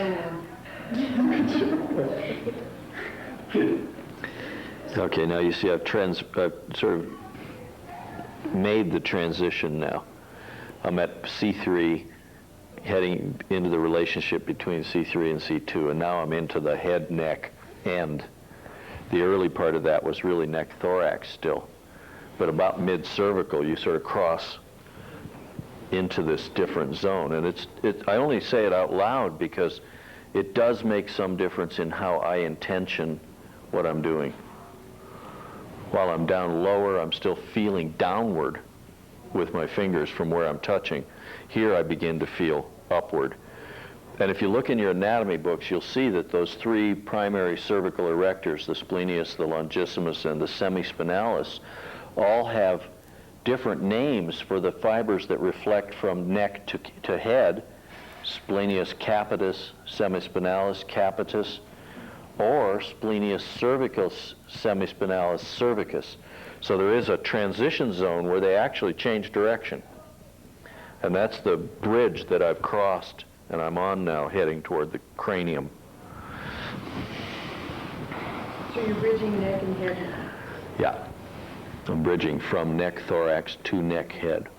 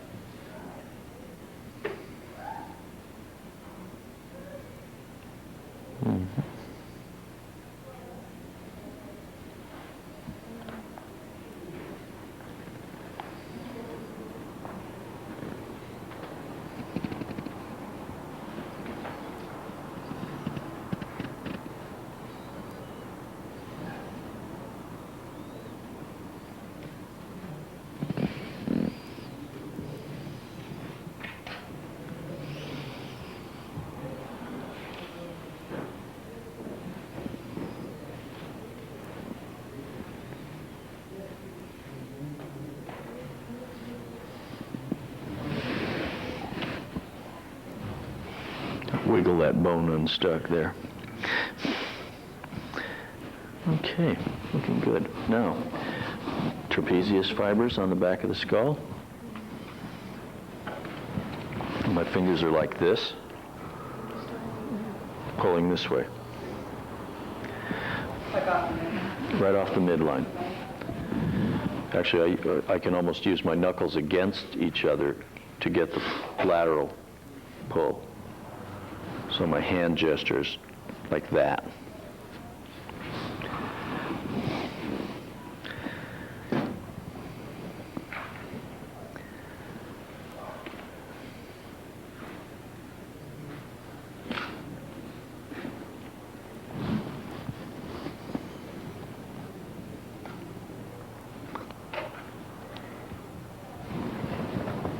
Do that again, would you? Pardon? Are you sticking your tongue out? No, not at you, just extruding it. I'm sticking it. In my direction, but not toward me.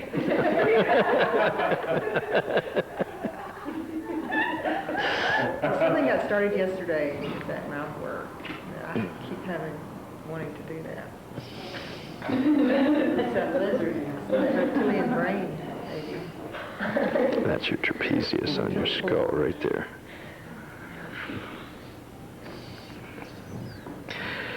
Did you play with that, working your back more in your exercise? Do you have a chance to do that? I haven't lifted. It's only a couple days since we talked about it, I know. Okay. So I want to have you get up and just move around for a sec so people can see where we are so far. So you see where I've carried the work: ventral, sleeve, visceral, dorsal. We're looking at the relationship of the neck to the thorax. A little dizzy, a little spacey, yeah. Okay, good. Can you see the in there? Potential. Okay, come back. Now I'm going to kind of break protocol a little bit. I want to go right into the floor of her jaw, because I think this is going to be the connection right into what I've been working on back here. I might have chosen to work on her cranial vault, cranial fascia, that stuff first, but my instinct says go here. So the sequencing may not be the same.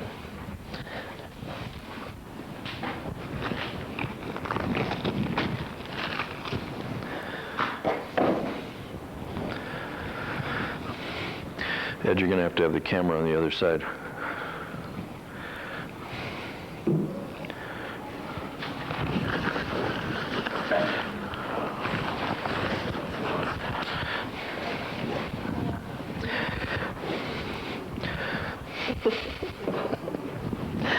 Okay, just open your mouth a little bit. I'm going to start working into these muscles under your tongue.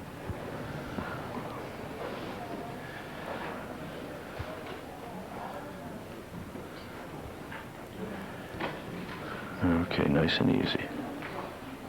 So now I've got the digastric under my thumb, and I'm looking through the floor of the mouth to connect to it.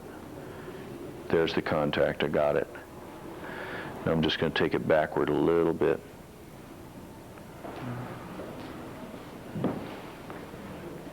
Backward meaning tableward? Posterior, yeah. With both hands, Jim? A little bit with both hands.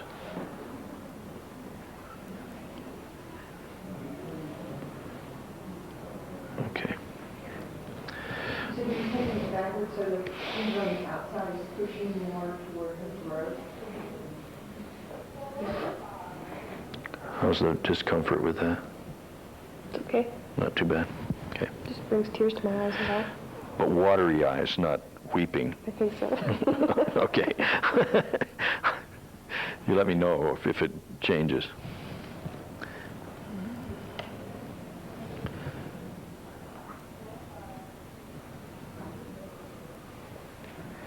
Okay, got it hooked up here. And actually with Trish, I'm able to do a lot of this from the outside, just using the inner hand as a surface to work against. Yeah.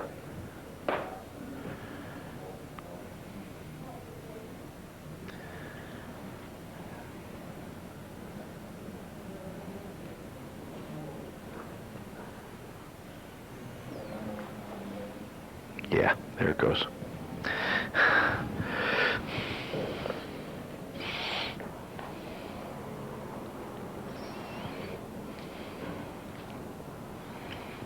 I know why Rolfing works. Because you feel so good when it's over. You feel so good when it quits hurting. You'll hear this about once a day in your business.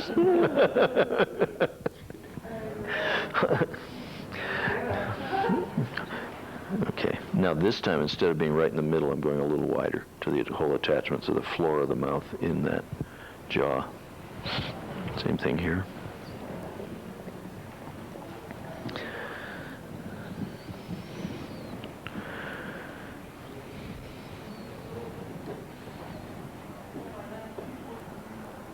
Mylohyoid.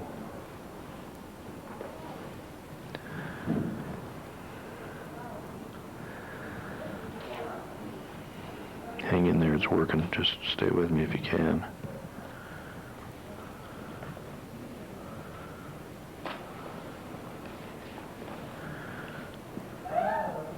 Okay, good.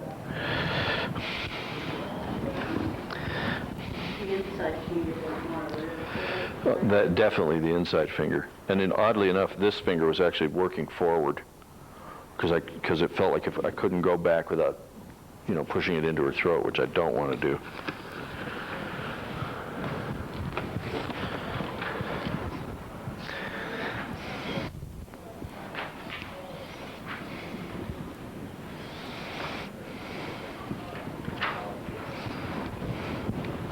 Okay, same thing.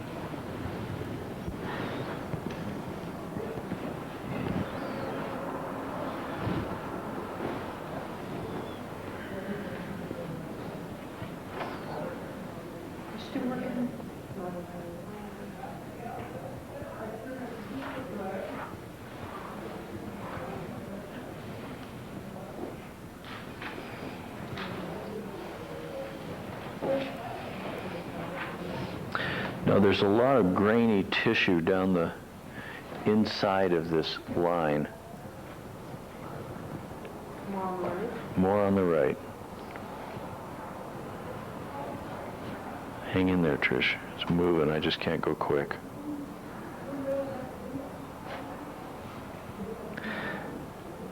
Okay.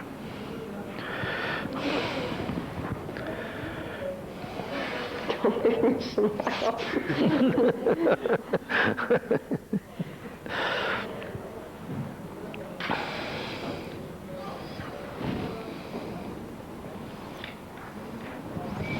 Okay, a little bit more. This time I'm going to go right in the middle of your tongue.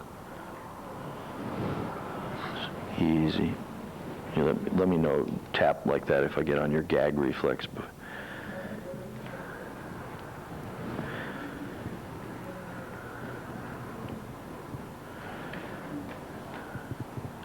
Okay, there's what I'm after.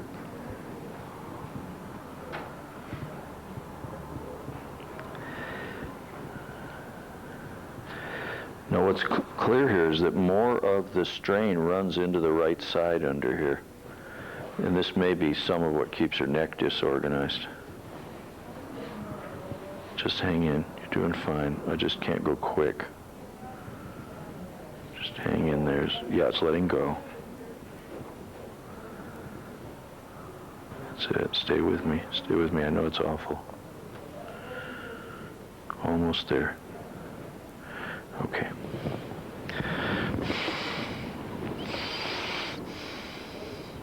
So the strain line ran, when I looked on the left side, it's pretty supple. This side, the strain line runs as though I could trace it right back to here. That's got some feeling in it. It's really good to keep talking, like Jan did, when what's going on, or when you're in the nose and it's intense. Just let your feelings just kind of cycle. Keep talking. Because there is emotional energy gets in the tongue, a lot. Things you should have said. Or things you swallowed that you hated.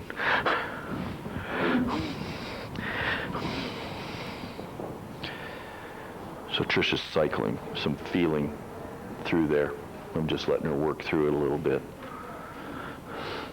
And if you feel her system, what I'm aware of is, that if I went in here and worked around her diaphragm or her stomach, she'd move. There'd be a lot of, activity.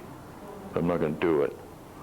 But I'm aware that this would be a place to go at this point to connect through what we've been touching with the real abdominal viscera, which is where this road leads, right to here. But I want to stay with the work on her head. The right side strength, you felt more in her tongue, or? I felt it in the tongue and in the mylohyoid, both, that there was a strain line running along that and then disappearing deep behind her, back that way. And my sense is that's not genetics, that's her pattern. There's some resident strain that kind of hangs out there, or did hang out there.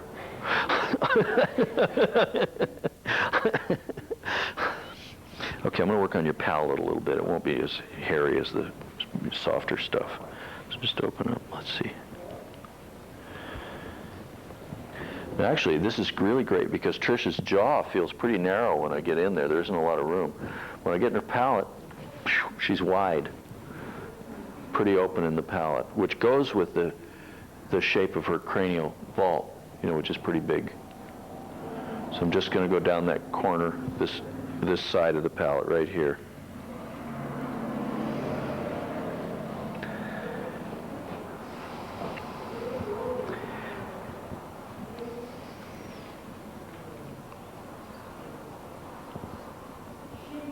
You're looking forward, Jen? No, back.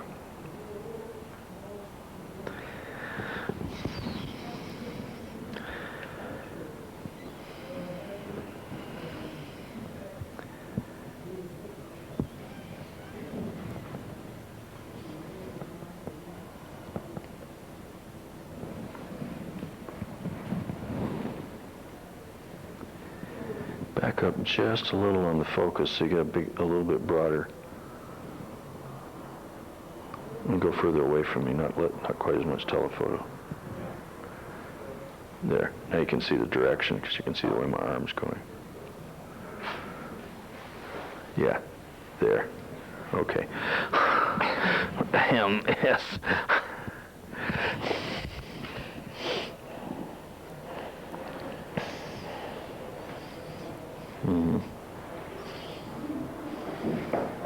So in your when you're checking yourself out internally, just notice the feeling stuff that goes with this.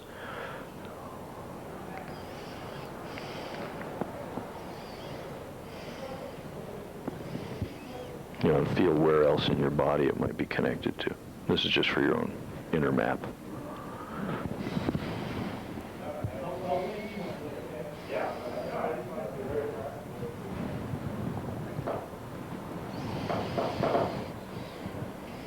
Okay, now I'm going to do a little bit of work on the muscles of facial expression. And having noticed, that these depressors are dominating the levitors or the risers, this is where I'm going to direct most of the work.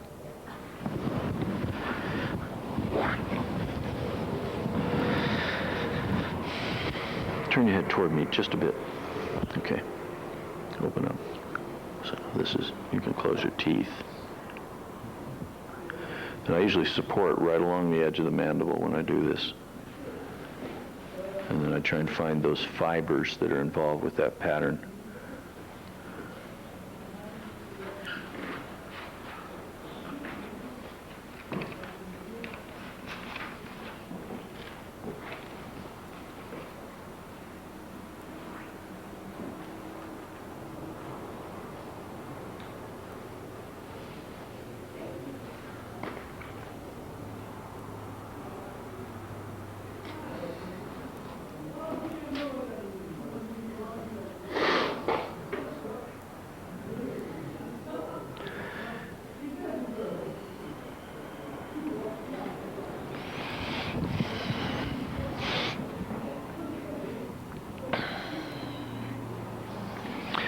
Now, right here in the jaw, if you look in your anatomy book, you'll see there's a nerve outflow from the facial nerve, which comes from up here. I think it's,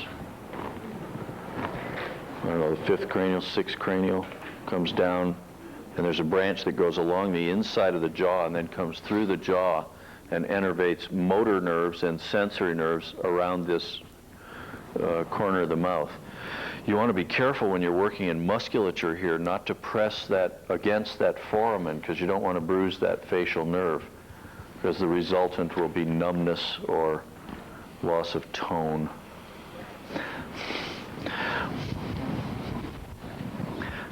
That one? It's that one. Okay. And see, well, the facial nerve's up underneath, inside the mandible. Okay. There's a better drawing of it than that. Okay. You want to show it for the...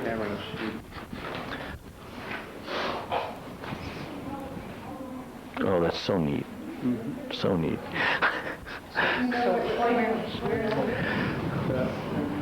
Whoops. Yeah, opposite. Yeah, there. That one. Stay off that one.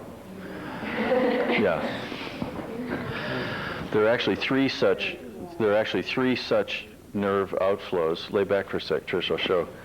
There's another one right here, which is one of the trigeminal branches. And there's another one, supraorbital, right here, which is also trigeminal. And those three are in a line.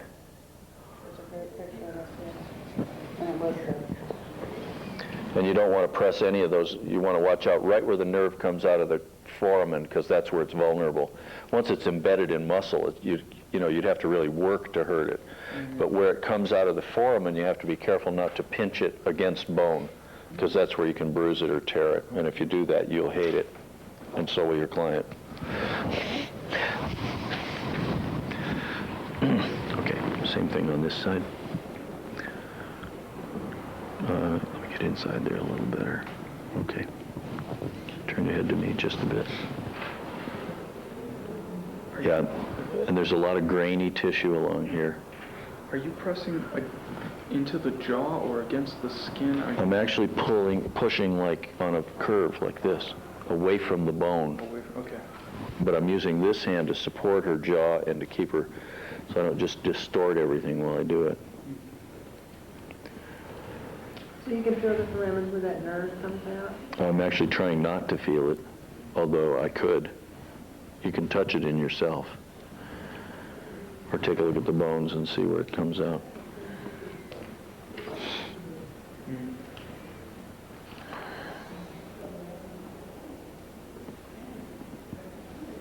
So you sort of skip over that spot, or we are just not sure not to press towards the bone and stay more outward? Yeah, you want to keep lifting tissue away from it, not driving straight into the bone.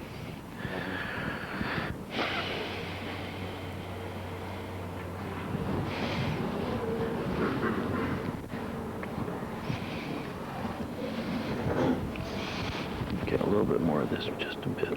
Open.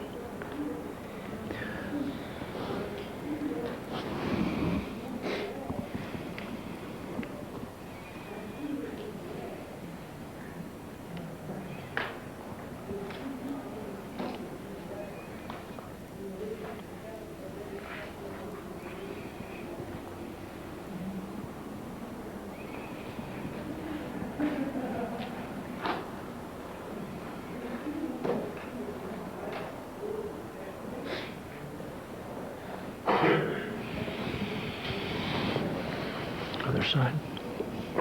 Sorry.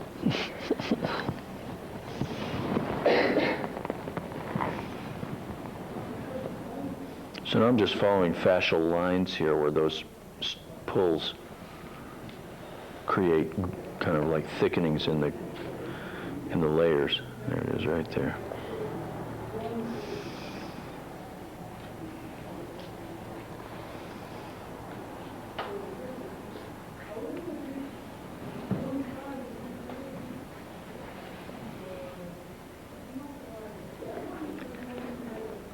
Okay.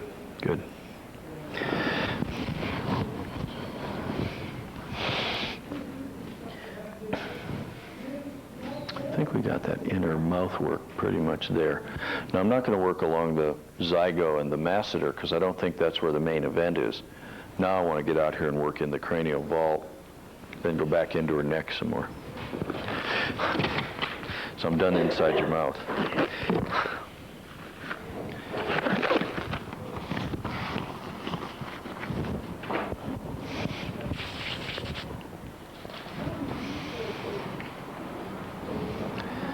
So now remember, I was looking for where those tensional lines are in the temporalis fascia. Now that I got my hands in here, I can feel them.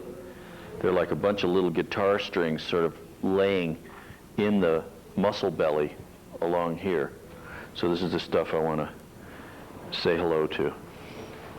Feel that, Trish? Cross fiber or? See that twanger? That's a muscle that's part of that jaw array. Excuse me, John? Cross fiber on those, or you the length of them? Kind of diagonal. Diagonal.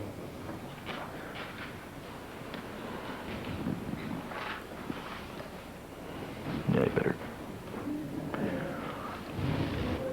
Ruth?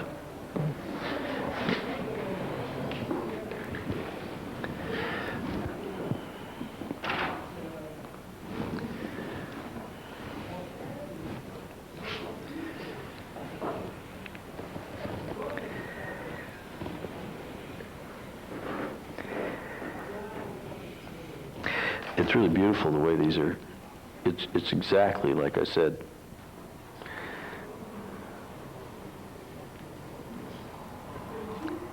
What do you mean? What I mean is that the fascial fibers in the temporalis fascia are exactly on the line from the what you perceive as the way the jaw is held toward the cranium. That's where the line you feel the guitar string. Yeah, right on those vectors of strain.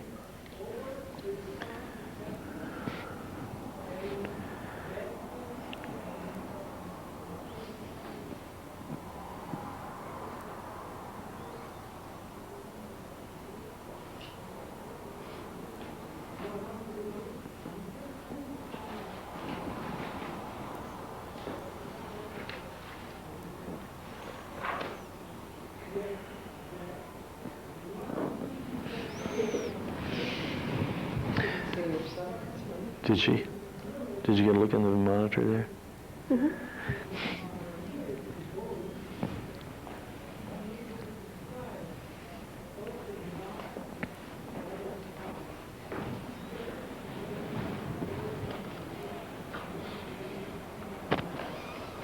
It's nice to know this shirt will be immortalized on video long after I've worn it out.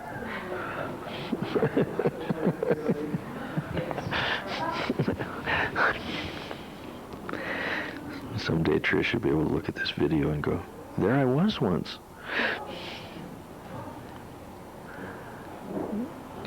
We should at least make a couple of copies for you so you can show your friends what happened in your 7th session. And then he put his fingers in my mouth.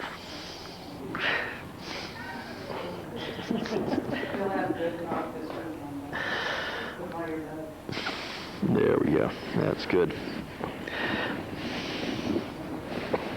Now I'm just going to say hello to the sutures a little bit here, especially the sagittal, because she's a little bit ridged up here.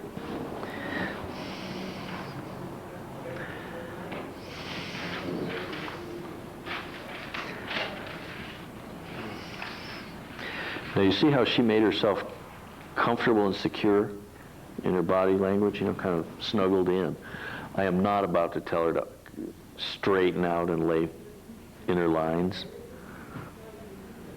She needs that.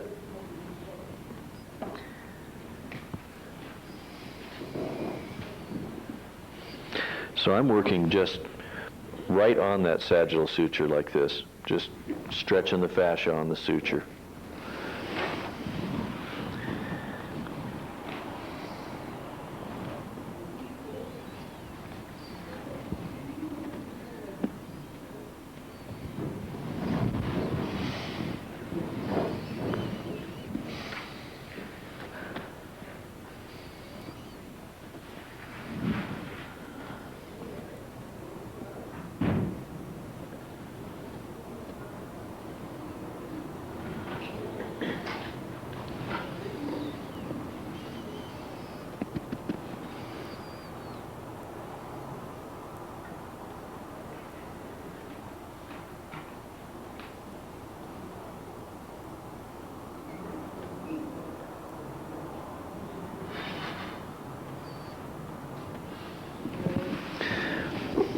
I'm just going to pick up a little bit of stuff on that coronal suture too.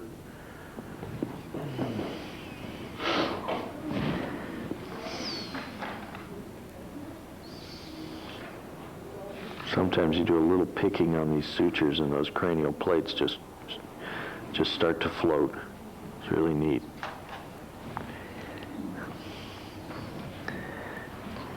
Oh, there's one that's sticky right there.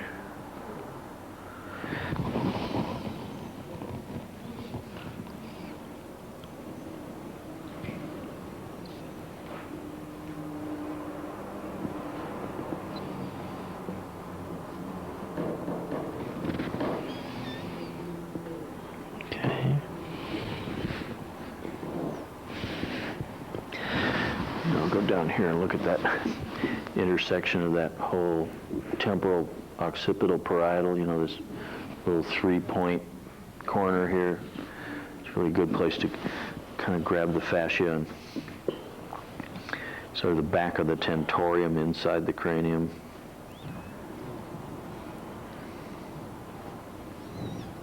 Now, Trisha's about run out of resilience for me to do this, so I got to get out of here pretty quick.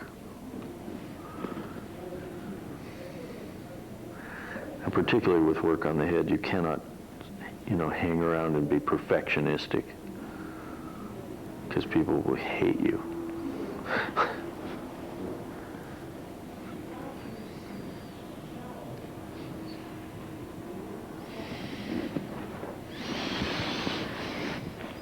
Okay, neck is real good. Okay, bring both knees up, feet flat. Just going to hold your sacrum for a minute to connect through this whole spine into your hips. Hip raise up a little. Now, I'm not going to do any work on your back muscles today because I want to leave all your circulation up there. But next time we'll get back in here again.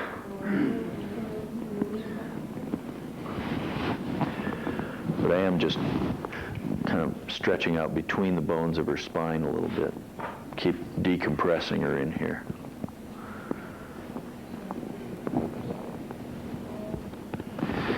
Tell him, Sarah. We give you the badge.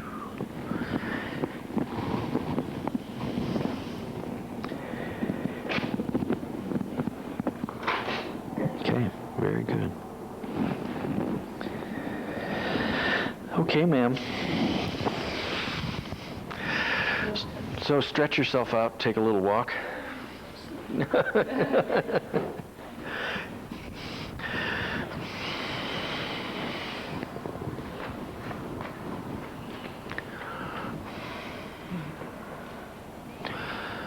Now, she has a lot of activation in her system, so I'm not going to keep her walking around here. So, thank you very much.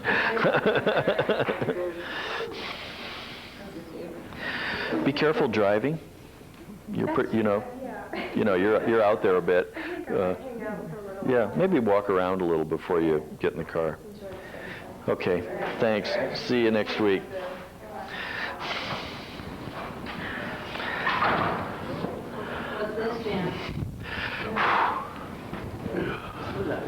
We're skating on some edges there.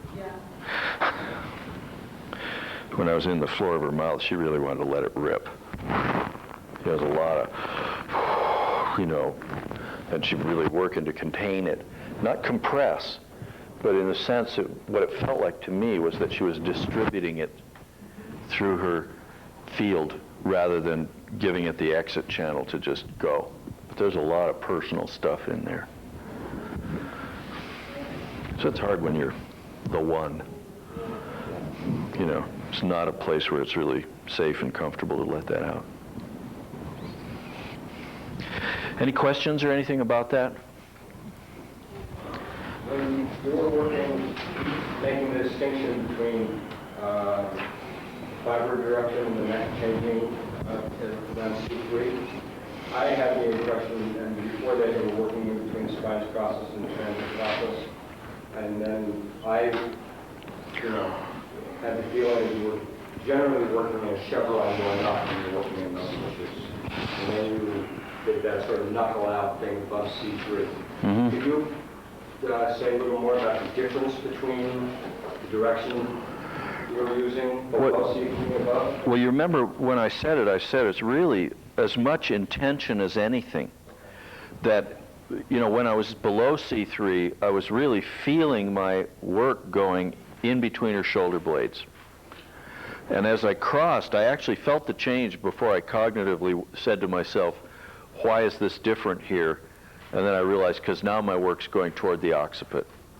So in terms of the direction of strokes, it's not so much changing the direction of strokes.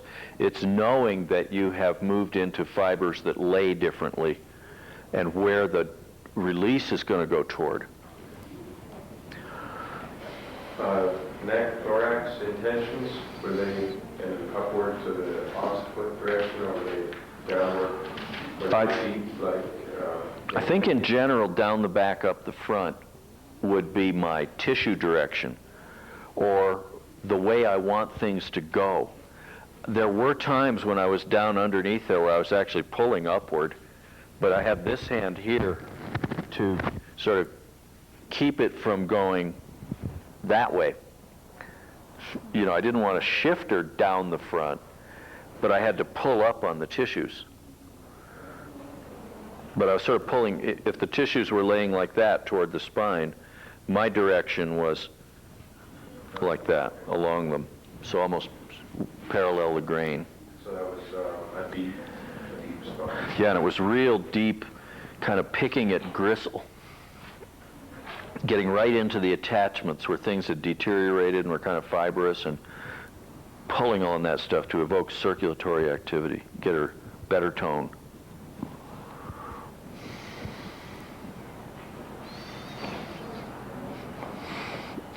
Did I give you a stomachache, sir?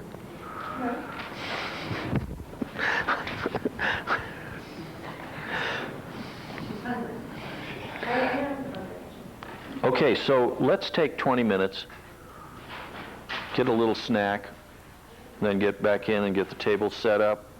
Once more, personal gear out of the space, and then we'll go to it.